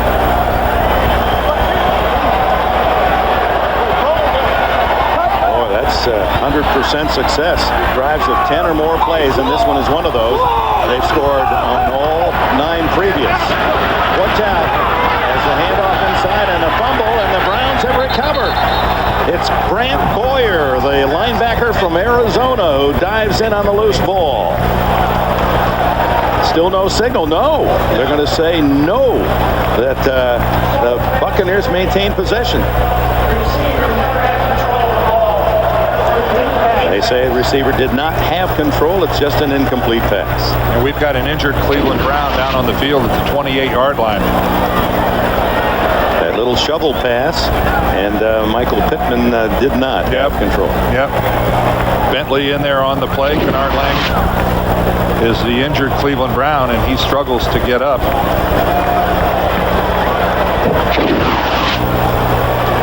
Look at it one more time from the defensive side of the ball. And the ball is out clearly, but the ruling was that Michael Pittman never had possession of it. Here, Lang got caught in the wash there. He was trying to get back, and that's when the incomplete pass occurred, and with a scramble, someone fell on his leg. Lang really looks to be hurting, having to support himself on the training staff getting off the field. So the field goal team out for Tampa Bay, and Martin Gramatica will try a 43-yard field goal. He made good from 33 earlier. Blocked. And a loose ball. A live ball that's kicked out of bounds. Anthony Henry blocked it, and 4 flags fly. You can't kick it out of bounds. You can't kick it out of bounds. That will add to the Cleveland Brown field position. We'll take it out around midfield. Anthony Henry, a human ball magnet, is the way Butch Davis describes number 37, who had 10 interceptions in his rookie year, and he was in to block that kick of Gramatica. Well, Gramatica was afraid that one of the Cleveland Browns was going to pick it up and run for a touchdown, and I guess that rather than falling on the ball, he just reverted to a soccer background, and we have a plethora of yellow on the field.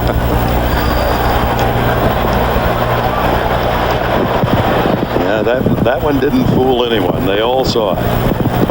And Henry with a big special teams play, able to dive in from the corner and block. What they're talking about right now, I would assume, is they're trying to figure out from where to assess the penalty. Exactly where was Gramatica when he kicked the ball? Where did the ball end up? They've got some yardage housekeeping to do here to try to figure out where to put it. So 33-yard line here. All right, this is where we're going to see the block. The ball is blocked right at the line of scrimmage. It was a very low kick by Gramatica. And now it's at illegal kicking the ball. 39-yard line. On the kicking team. That penalty is declined. Cleveland will take the result of the play. First down. Timeout.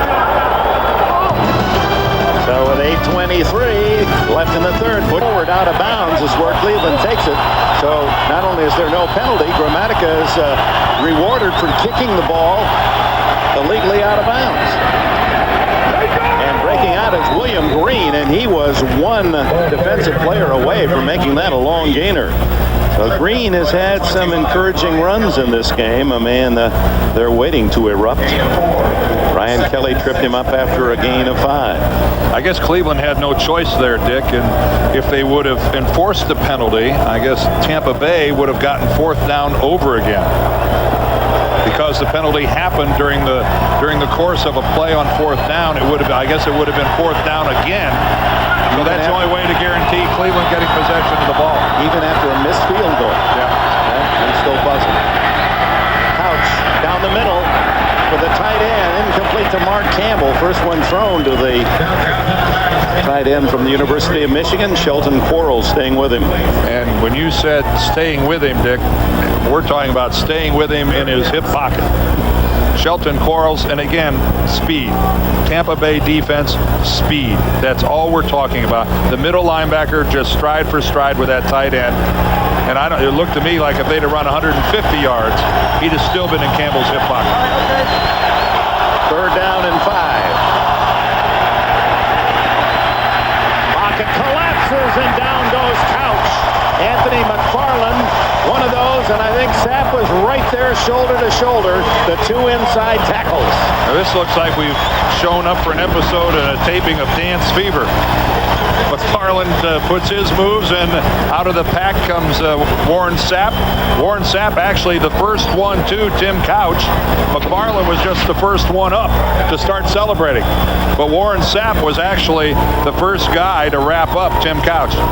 Gardaki's punt, and that's off the side of his foot. A terrible kick goes out of bounds at the Tampa Bay 43-yard line. And a timeout with 7 minutes. And a very light sprinkle falling now here at Raymond James Stadium. After a 24-yard punt, Tampa Bay will start from their 43-yard line. And that rain probably feels refreshing to the Cleveland defense, which has been out on the field this entire third quarter so far after that last 12-play drive by Tampa Bay. They didn't get much chance to catch their breath. Brad Johnson off play action. Looks down the middle. Has Keyshawn. And Johnson finally tackled at the 37-yard line by Dalen McCutcheon.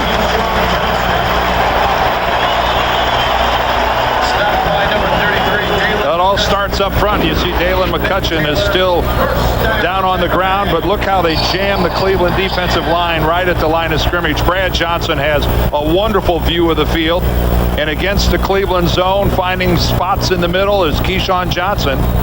And McCutcheon, you see, making the tackle, actually gets hit by his own teammate, Ben Taylor. And McCutcheon has to leave the field. You see that so many times, Dick, a defensive player gets hurt because he got hit by another defensive player. And speaking of the defense of the Browns, Kennard Lang, we saw him limp off, sprained ankle, doubtful if he'll return. Well, 4 catches now for the rangy Keyshawn, and a first down at the 36. Michael Pittman. Big opening to the 21. 15 more, and a flag down after the tackle.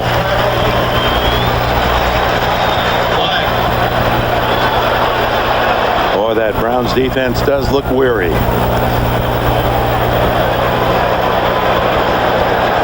on a defensive side of the ball, Dick, these are the times that try men's souls. And this helps a lot as far as Cleveland is concerned.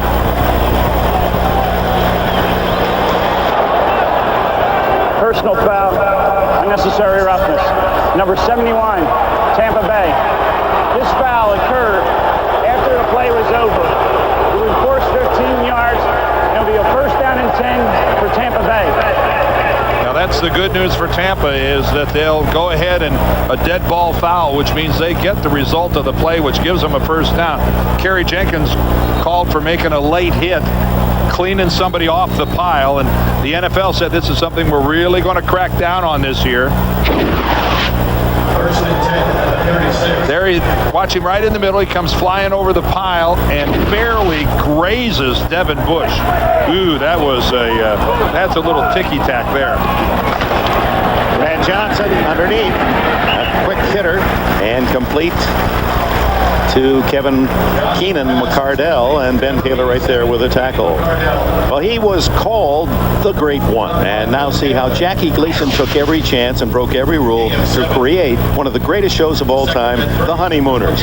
Everybody loves Raymond. Emmy Award winner Brad Garrett stars in the world premiere movie Gleason. That's tonight at 9/8 Central on CBS.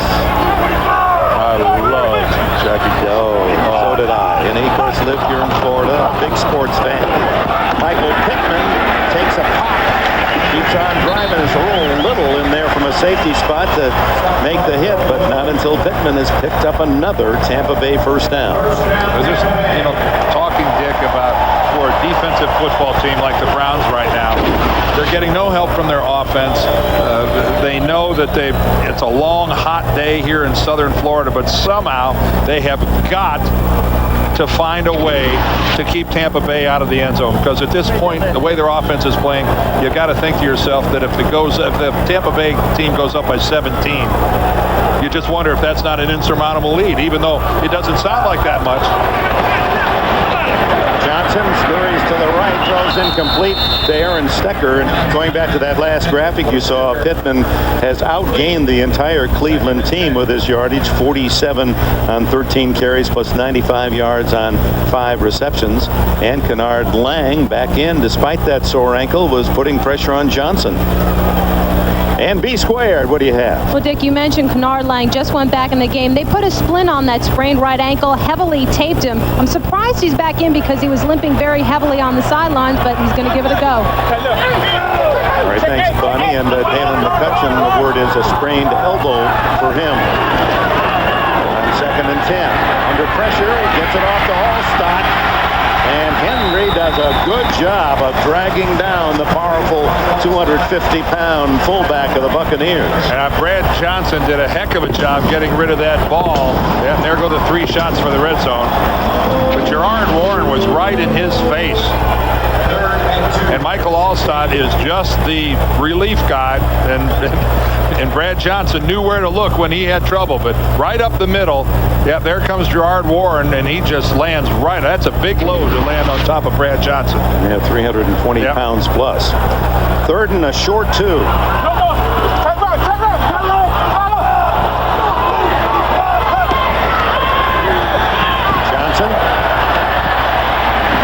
Incomplete to Allstott. Well covered by Corey Fuller. Now he threw that ball away. But he made sure that he threw it into the ground close to somebody on his own team. Well, a moral victory here for the Browns defense. As you pointed out, a field goal keeps them within 2 touchdowns. And Gramatica blocked on his last 43-yard attempt, made good from 33, and this one will be 34 yards.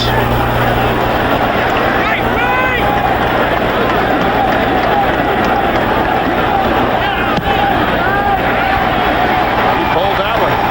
That was blocked. Short 34-yard attempt, missing left by Gramatica, so Cleveland still alive, down 10-0. They take over at the 24. William Green with the carry. Painful yard pickup. Shelton Quarles leading the way. See why CBS Monday is America's best night of television, starting with The King of Queens, followed by Yes Dear, Everybody Loves Raymond, and the #1 new comedy of the season, Still Standing. And don't miss TV's #1 new drama, CSI Miami, plus The Late Show, David Letterman, all Monday here on CBS, America's most watched network. Browns today got net 38 yards total offense if you take the penalty yards away from the offense. No gain here. Jamel White stuffed Simeon Rice and Warren Sapp there. No hole. The animated Warren Sapp. More moves than Mayflower, that guy. And more facial expressions. Got a nice little wink, got the body movement going here. He's always into the crowd. I kind of like that move. I'm going to borrow that one. Yeah, I think he's looking at Tim Couch right there saying, you're mine. And the entire Browns offense, who they've not even broken the 100-yard barrier yet, have they? 3rd and 9, and here they come with a blitz, and Couch throws to Morgan and not close. Well covered by Brian Kelly. This looks like boys playing against men. This defensive performance by Tampa Bay is a complete throttling of the Cleveland Browns. Coming from all angles, all different directions. And Tim Couch really did well getting that ball even close under the kind of pressure that he was under from Ellis Wims. Gardocki. High spiral. Carl Williams underneath it at the 30. 35. And all the way to the 45. A 15-yard return before Chris Akins can bring him down. The NFL on CBS is sponsored by Honda, the company that defines performance in motorcycles, ATVs, and scooters. And by KFC. There's fast food, then there's KFC. The Tampa Bay Buccaneer defense has outscored the opponent's offense this year 26-20. Make it 30. Well, no defensive touchdowns today, but they continue to throw the whitewash on the opposition. What's been the biggest surprise so far, folks, in 2002? Drew Bledsoe, Raider offense, Rams, no win. Struggles for Jets, Steelers, Vikings, Titans, strength of the AFC West. Cast your vote on NFL.com. Across the 50 to the 49. Allstott with 6 yards on first down.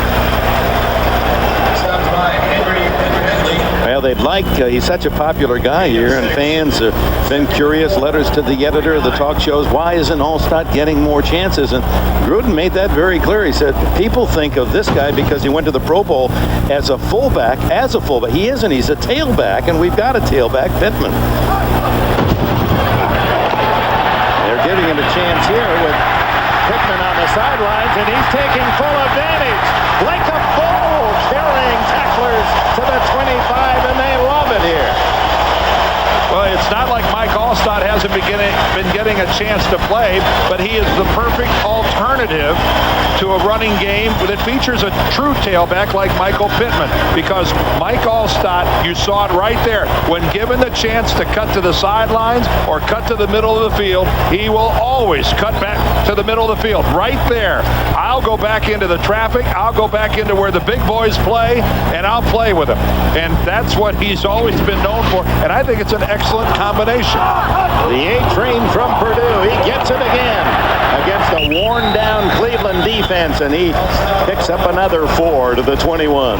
Dick, you look at that prolific running game of the Raiders, and they offer that same kind of alternative with Charlie Garner, who provides the zip and the speed, and then Tyrone Wheatley, the big back that pounds away inside.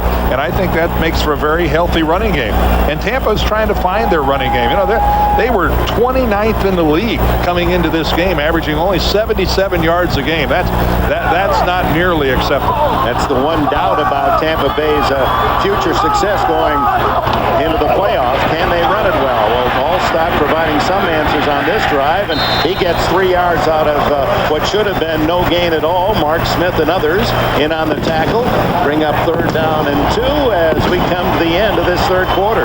Now they are being aided by running against one of the worst run defenses in the Tampa Bay not only leading 10-0, but deep in Cleveland territory. And this is the quarter where Tampa Bay does its most damage. As you look at total yards, only 93 total yards for Cleveland. And in this quarter, Tampa Bay's outscored its opponents 47-7 this year. Allstott looks for the first down. He's looking for more. How about a touchdown?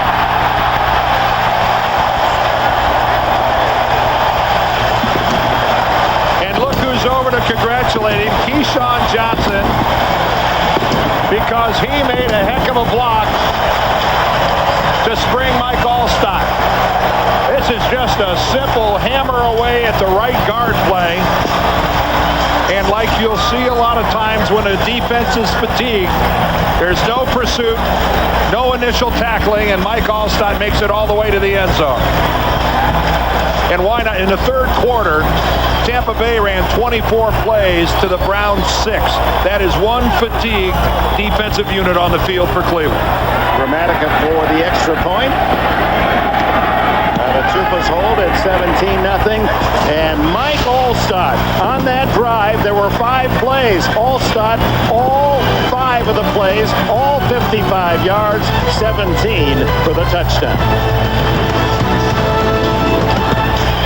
17-0 Tampa Bay, and it's Andre Davis at the 3. Here come the Browns. Davis to the 24-yard line. And with that, we'll take a break. Just underway here in the fourth quarter, and the Tampa Bay Buccaneers looking for their 5th consecutive win.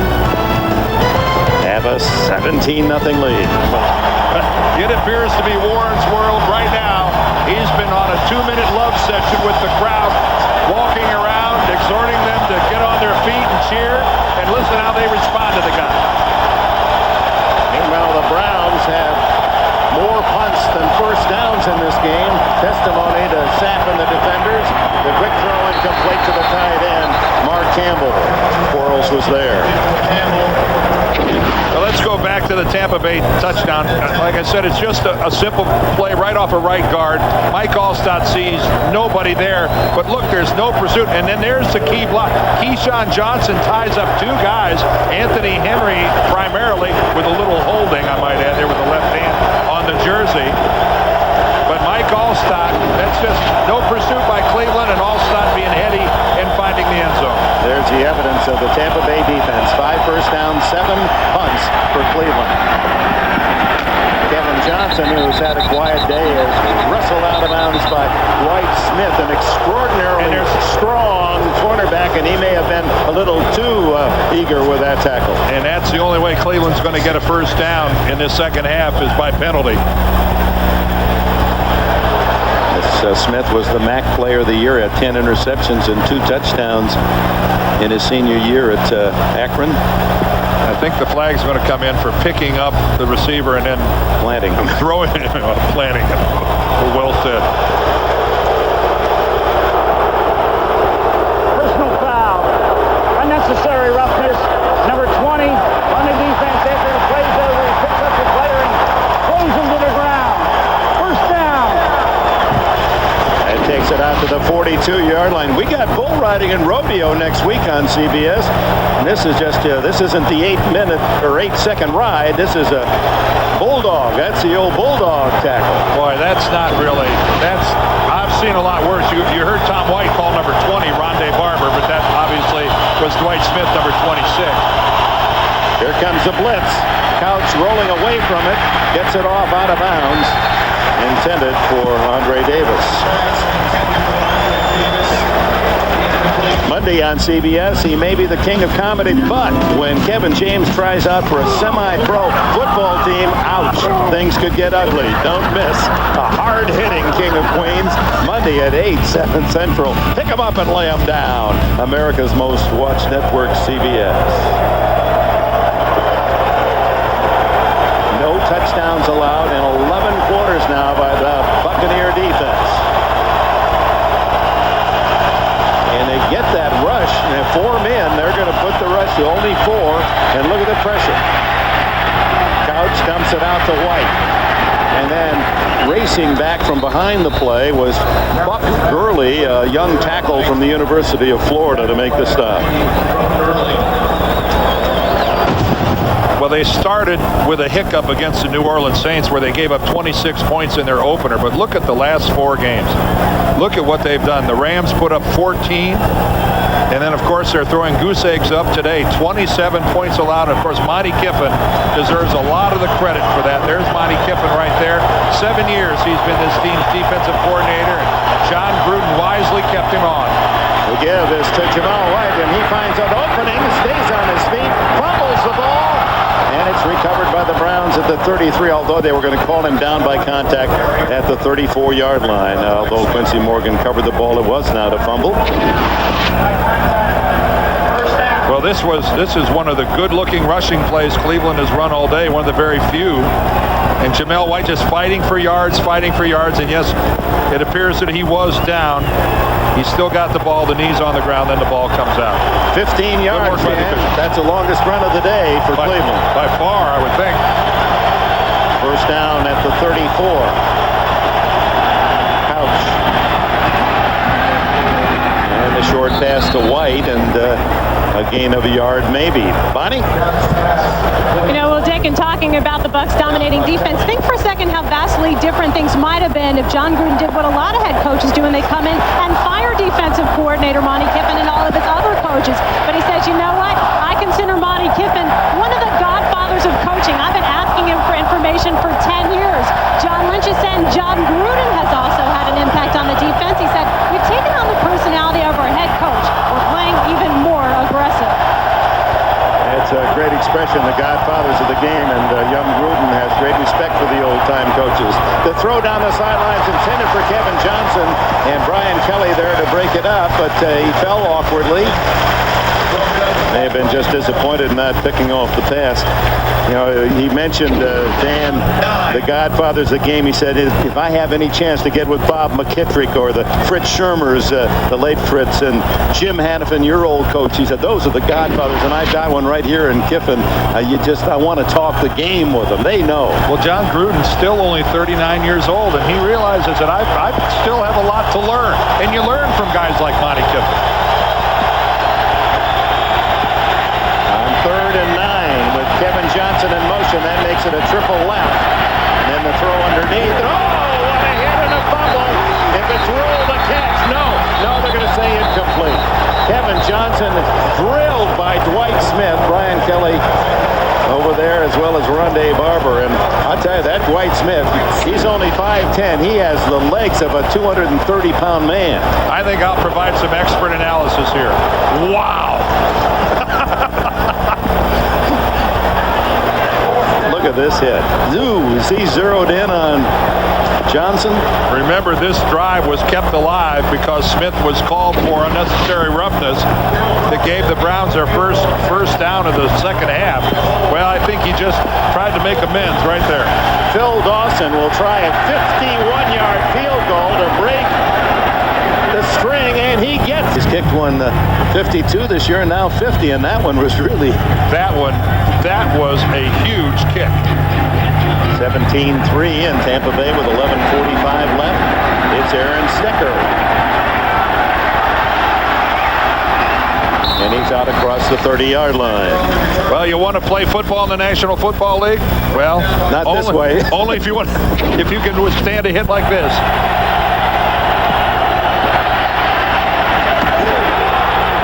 That is as big a pop as you will see in this game, especially by a cornerback.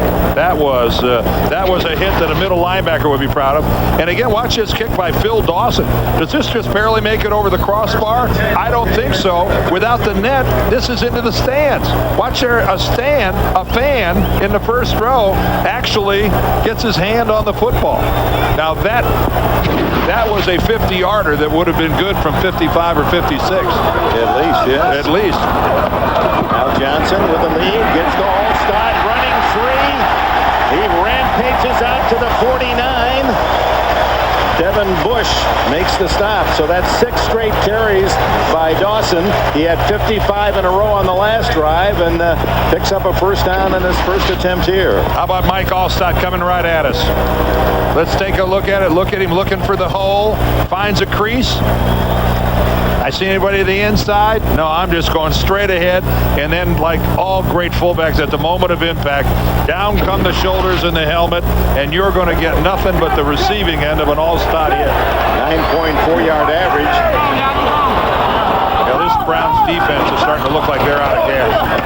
Allstott again, slowed down this time. His idol was John Riggins, and old Riggo loved to run over those defensive backs.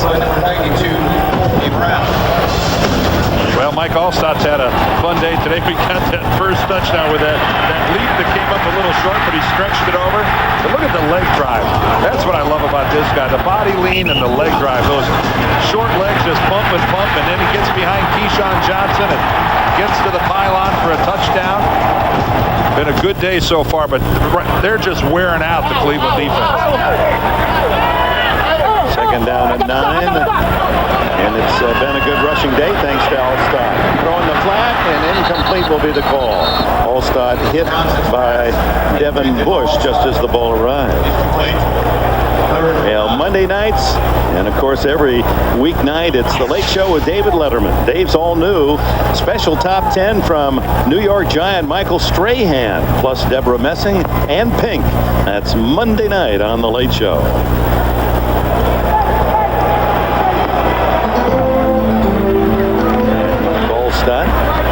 Now looks at 3rd down and 9. It's even the passes are being thrown to him. David McCutcheon returns for Cleveland. Johnson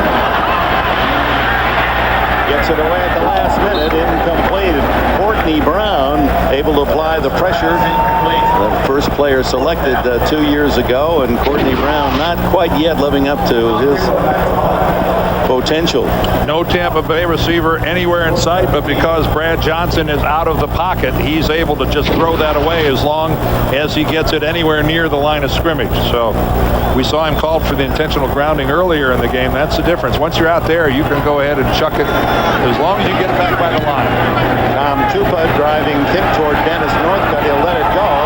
It's going to roll into the end zone for the touchback. As you can see, light rain continues to fall here at Raymond James Stadium, where the Tampa Bay Buccaneers. It was Mike Allstott who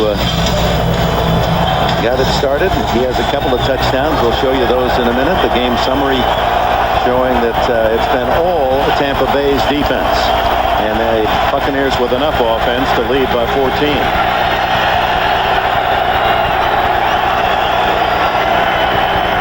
Pick up the corner blitz, and the long pass has a man open, incomplete to Dennis Northcutt. Northcutt had a step on Dwight Smith.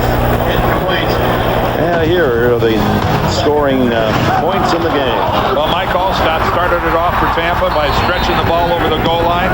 Then in the second quarter, they take a 10-0 lead with Grammatica's 33-yarder. And then they stretch it to 17 as Mike Allstott with his nifty little cut to the outside. And then finally, Cleveland behind Dawson's 50-yarder makes it a 14-point game.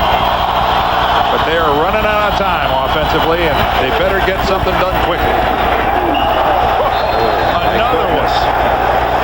Derek Brooks, who has been just a superstar in this young season, and Kevin Johnson, he must have a bullseye on his back. They're really punishing him. Wow, Kevin Johnson, give this guy first dibs on the hot tub. That is, in a span of about 3 minutes, that is the second giant hit that he has taken.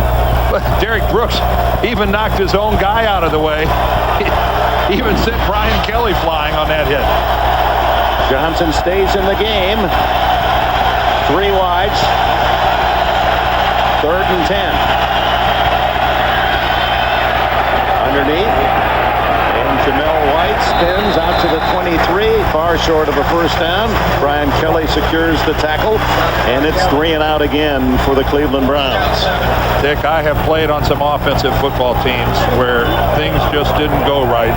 Things just didn't work out. And let me tell you something, when you get over to the sideline, it's tough to look your defense in the eye because you know that you're letting them down. And you look at this Browns offensive team walk off the field, they've got nothing to do but say to the defensive team, I'm sorry, guys. We're trying. I'm sorry. Gardaki's punt to Carl Williams, and Williams, who's had a couple nice returns, unable to get loose this time, tackled at the 32-yard line by Lewis Sanders and Chris Akins. Timeout in Tampa. Pillaging and plundering the Cleveland Browns. 17-3 at Tampa Bay with 8:44 left in the fourth. Mike Allstott bouncing off the tackle, kicks his way free, gets his balance, drives into the open. Oh my!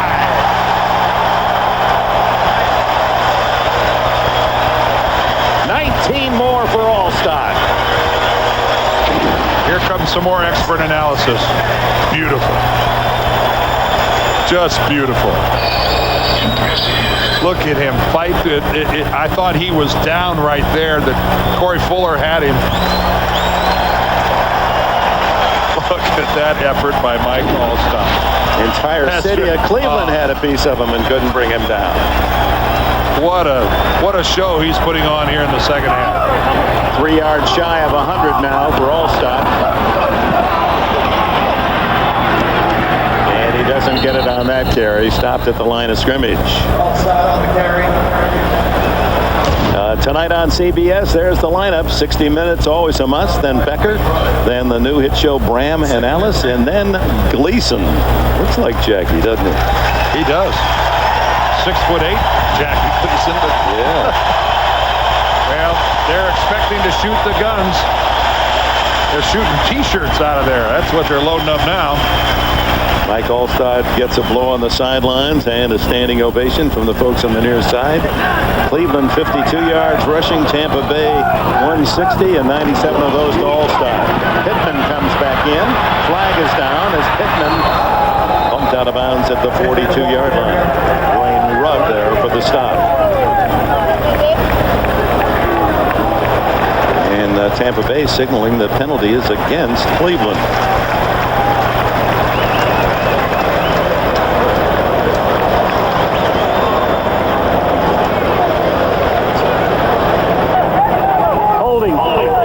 Number 94, defense. It's a 5-yard penalty, which will be enforced from the end of the run. So first down. Gerard Warren, the defensive tackle, called for holding. Now that is a rarity to see a defensive lineman called for holding when the other team is running the football. That was a pitch to Michael Pittman, and a defensive tackle is called for holding. Curious. You don't see that. You don't see that very often. And now some members of the Cleveland defense you see them going in and out of the game. They're starting to cramp up. Devin Bush having a problem as he's in and out of the game. Corey Fuller now walking off the field. And the Cleveland defense really starting to pay the price for being on the field so long in such hot and humid conditions.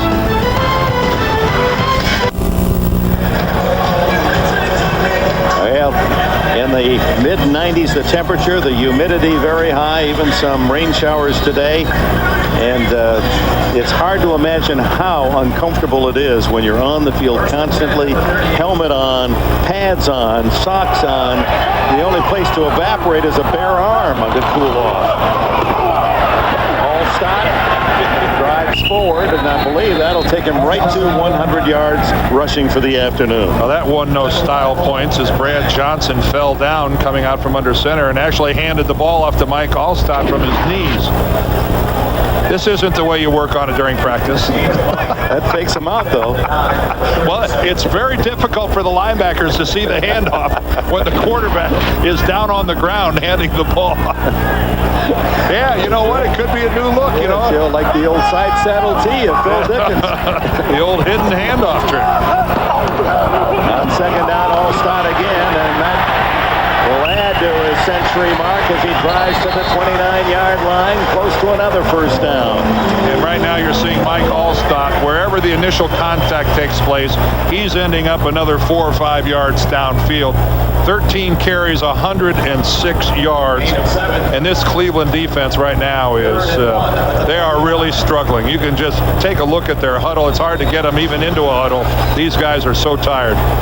Allstott at Purdue erased the records of Otis Armstrong. He was the Boilermakers' most valuable player, 3 times the first ever in that school's history, and they're playing just like this, just running through people. He's looking for some air himself. Yeah, maybe he might be thinking I'm spending too much time talking about how tired Cleveland is. He may be just as tired, but the winning team is never as tired as the losing. He wanted this. He's been saying, I'm not getting the rock enough. And they're giving it to him play after play, and this time everyone waiting for him. As Courtney Brown finished off what Orpheus Roy started. I think Mike, get me out of here. Yeah, I think that almost looked like one of those 1, 2, 3, let's all fall down. He just ran in there and they all fell down. Now they'll get another hand from the locals here. Scored the only 2 touchdowns of the game. 17-3 and the clock chewing down to 4:25.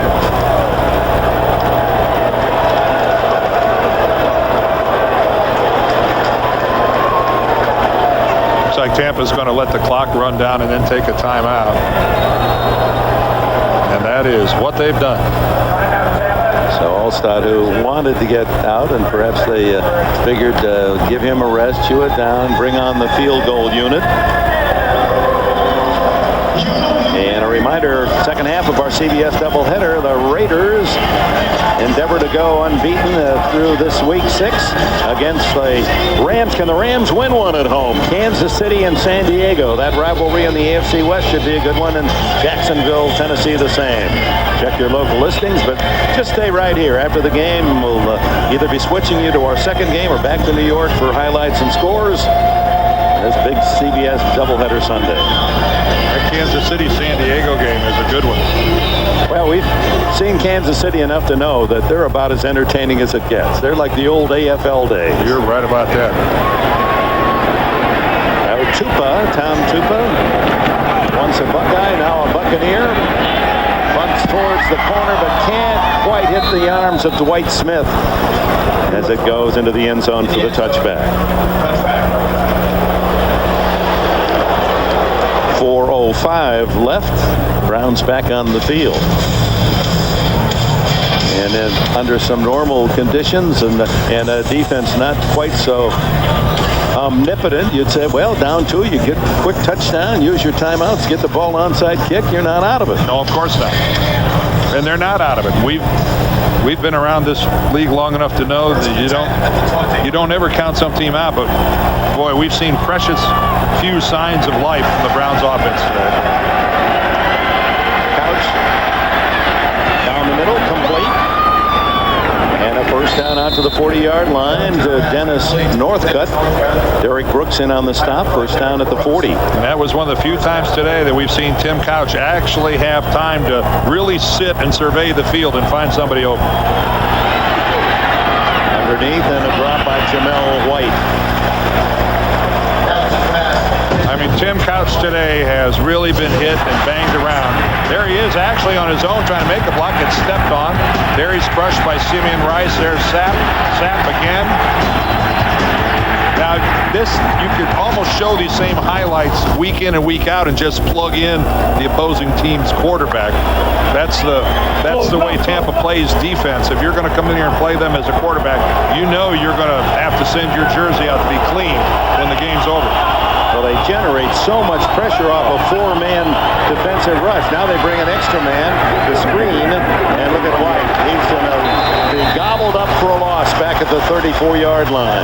Brooks and Dexter Jackson in on the tackle. And that's just a case of Tampa Bay being all over that screen. They might as well have been in the huddle when the Browns were calling it. And Jamel White is injured on the play.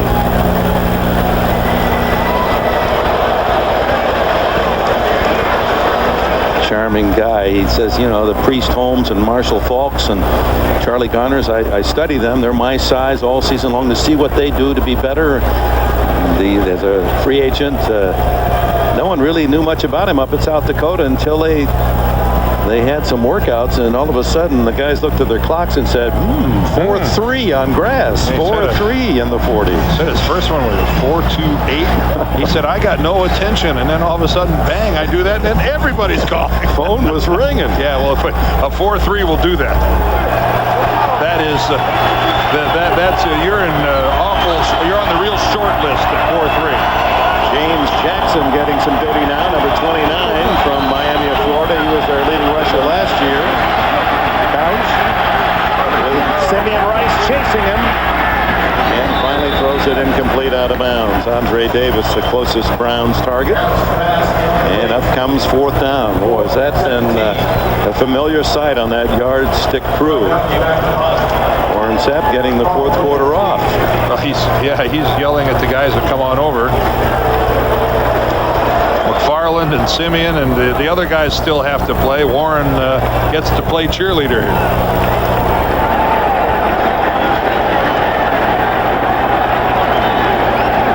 Garadaki to punt once again to Carl Williams. At the 20. One man to beat the punter. And Garadaki able to get a piece of him and run him out of bounds. Inside the 35-yard line, and a flag comes down after the play.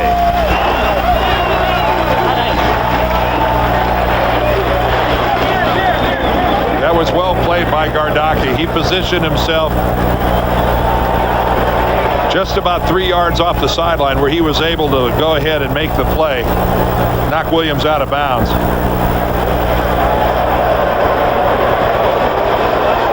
It looked as if something happened after the play was out of bounds. There is no foul for unnecessary roughness. The contact was as the runner was straddling the yard line on the sideline, not yet out of bounds. Therefore, the hit is legal. First down. Well, Carl Williams takes advantage of a block by Rondé Barber right after receiving the ball. Gardaki gets him out of bounds, and then Grant Boyer, I believe, finishes him off. And Warren Sapp involved in every play, whether he's in the action or not. He's showing the way to the Golden Land.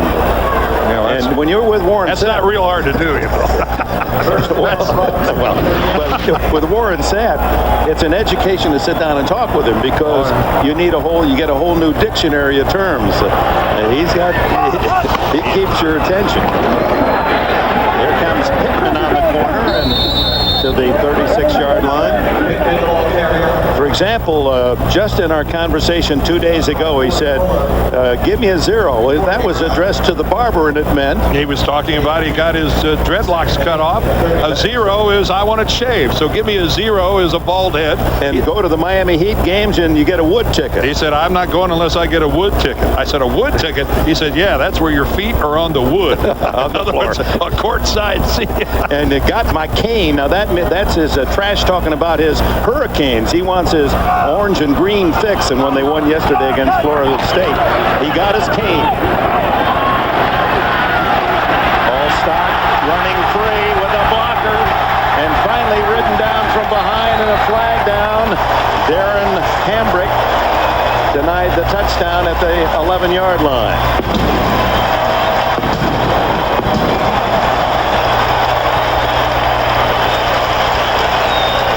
The same formula that Mike Allstott used on his touchdown run here at the beginning of the 4th quarter. If it works once, why not try it again? Start off on the right and then cut back to the left. Personal foul, face mask against Cleveland. Yeah, there's not much to grab with Allstott. I mean, it's all bulk. No, you almost have to go up from underneath to get a hold of his face mask. Now 127 yards and 15 carries, 2 touchdowns. He's become the offensive star of the game. Personal foul, 56. Defense. That will be enforced from the end of the run. Half the distance to the goal line. First down. 56 from behind. Oh, and he got his left hand on the face mask there at the very end of Allstott. Mike Allstott is gassed. This is the first time he's come up from his hands on his knees since he made that run. He is, look, there he goes down again. He is one tired guy. Tired warhorse. The jersey is out, the blood's flowing, the sweat's going, and he is whooped. He gets the ball, though. He's got enough left to get to the 1-yard line as he's going for the hat trick today. 1 yard away from his third touchdown. Kennard Lang denied. Well, this will take us to the 2-minute warning, and that'll give Mike Allstott a chance to catch his breath because he's almost there. This is the offensive huddle of the Buccaneers, and Warren Sapp in the middle with Jameel Cook, 2 extra blockers, and Mike Allstott has 126 yards in the second half, 131 in the game. That ties his record. 1 yard more, he breaks his individual record, and with it his third touchdown today.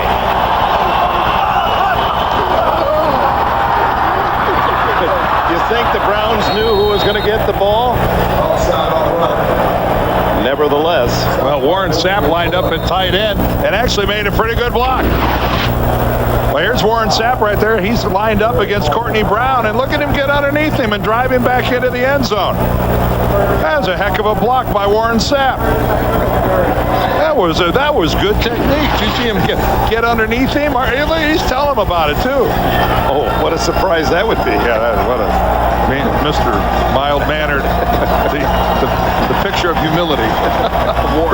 He comes into the room when you interview him, and he puts everyone on the defense. I mean, he had everything I ever did wrong in my career. He was ready to go after me one day. That's his. I'm not going to argue. It works for him. He's a little too big to argue with. I'll argue with him, but I wouldn't if I were you. He is very, very good at everything he does. This has been a tremendous performance today by Tampa Bay defensively. And in the second half, when the Cleveland defense was showing signs of, well, not showing signs, when they were fatigued to the point, then here came the battering ram in the form of Mike Allstott, and they just hammered away at Cleveland. 3rd and 6. And Michael Pittman gets the handoff and is tackled shy of the line of scrimmage. So up comes 4th down, and the Browns are going to call timeout as Grammatic and the field goal unit comes on. Now here's something I really would like to do. You know, they call it the 8 toughest seconds in all of sport. You can forget about skateboards and bungee cords and parachutes. Real life extreme when top bull riders risk life and limb at the Columbus Bud Light Cup. That's next Sunday on CBS Sports Spectacular. For more, go to CBSSportsline.com. America Online, keyword CBS Sportsline. Well, from Tampa, we're going to be switching you to the second half of our doubleheader, Oakland, St. Louis. Some of you go out to San Diego, where the high-scoring Chiefs play the defensive-minded Chargers, and Jacksonville at Tennessee. Jaguars and Mark Brunell continue to play well, and with Taylor running the way he is, they've got the 1-2 punch alive. Grammatica, short field goal of 26 yards. Bad snap, however, and Tom Tupa goes down. So that's the one negative of the Tampa Bay performance today. They've messed up that field goal. They've had a field goal blocked and a field goal missed. I think Tupa just dropped it. I'm not sure it was a bad snap. Well, no, it was low. It was low. It one-hopped right at the about a foot before it got to Tom Tupa.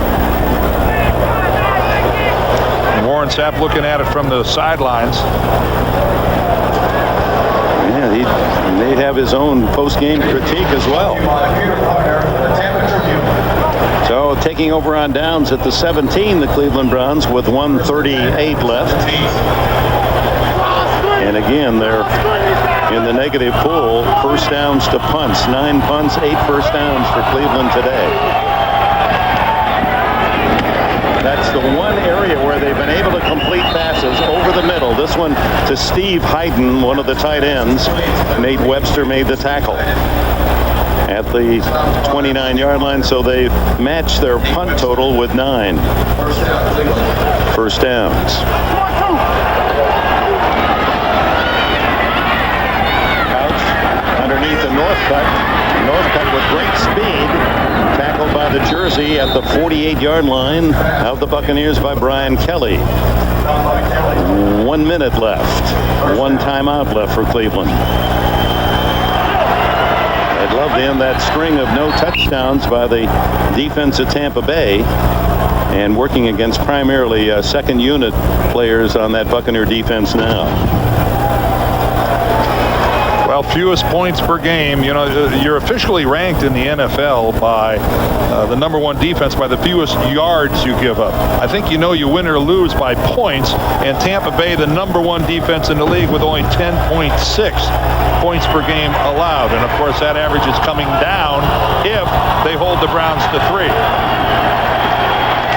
Couch to the sideline, and Kevin Johnson is out of bounds. Didn't get both feet in. And Butch Davis right there to take a look with the official thought that was a catch, and so did the other official. So they'll overrule. That will go as a catch to Johnson of 9 yards.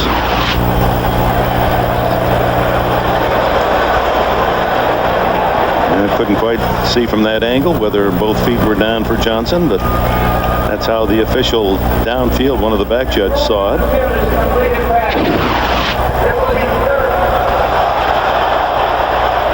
They are ruling it a completed pass. Now keep in mind we're inside the final 2 minutes here, so the replay official upstairs will take a look at it. This isn't a challenge by a coach. If he warrants a look, we'll have a delay while he takes a peek at it. You know, from that angle right there, tough to see, and the official is going to go with the officials and let them play football. Jamel White gets the carry inside the 35-yard line, and that's a first down for the Browns, and a timeout with 39 seconds left, and that will be all for Cleveland, their final timeout. Now this is, for the Cleveland Browns, nothing more than wanting to salvage a little pride. For the Tampa Bay Buccaneers, it's to maintain a lot of pride defensively in not allowing the Browns to get a late touchdown. This unit here, Dick, they'll fight and scrap till the last second to keep somebody out of the end zone. Oh, you've seen too many good defensive teams through the years. They talk about this. I mean, this is their cause. They don't want to give up a touchdown. They don't care whether or not the game's won and they score a touchdown on the last play and you get out of here with a victory. They don't want to give up a score. Regardless of how hard Cleveland works for it, or no matter how well they execute a play, Tampa Bay would call it a cheapy touchdown, and they really don't want to do that. They don't want to give it up. Trying to keep it 12 consecutive quarters without allowing a touchdown. That's the Tampa Bay strength. Meanwhile, Cleveland looking for some positive action on that scoreboard. Jamel White, and he takes a punishing hit again. Simeon Rice over there on the tackle with Derek Brooks. And the clock running, and no way to stop it unless by an incomplete pass. Down to 20 seconds. Underneath, White trying to ad-lib a gain to the 25. 9 seconds. Perhaps time for one play. I don't know if they might be able to spike it maybe. And they didn't get it off in time. And that's it here in Tampa. The Bucs, 5 straight wins. They're 5-1 at the start of the season, tying their best ever start in team history. 5-1 Tampa Bay, as they defeat the Cleveland Browns 17-3. For Dan Dierdorf,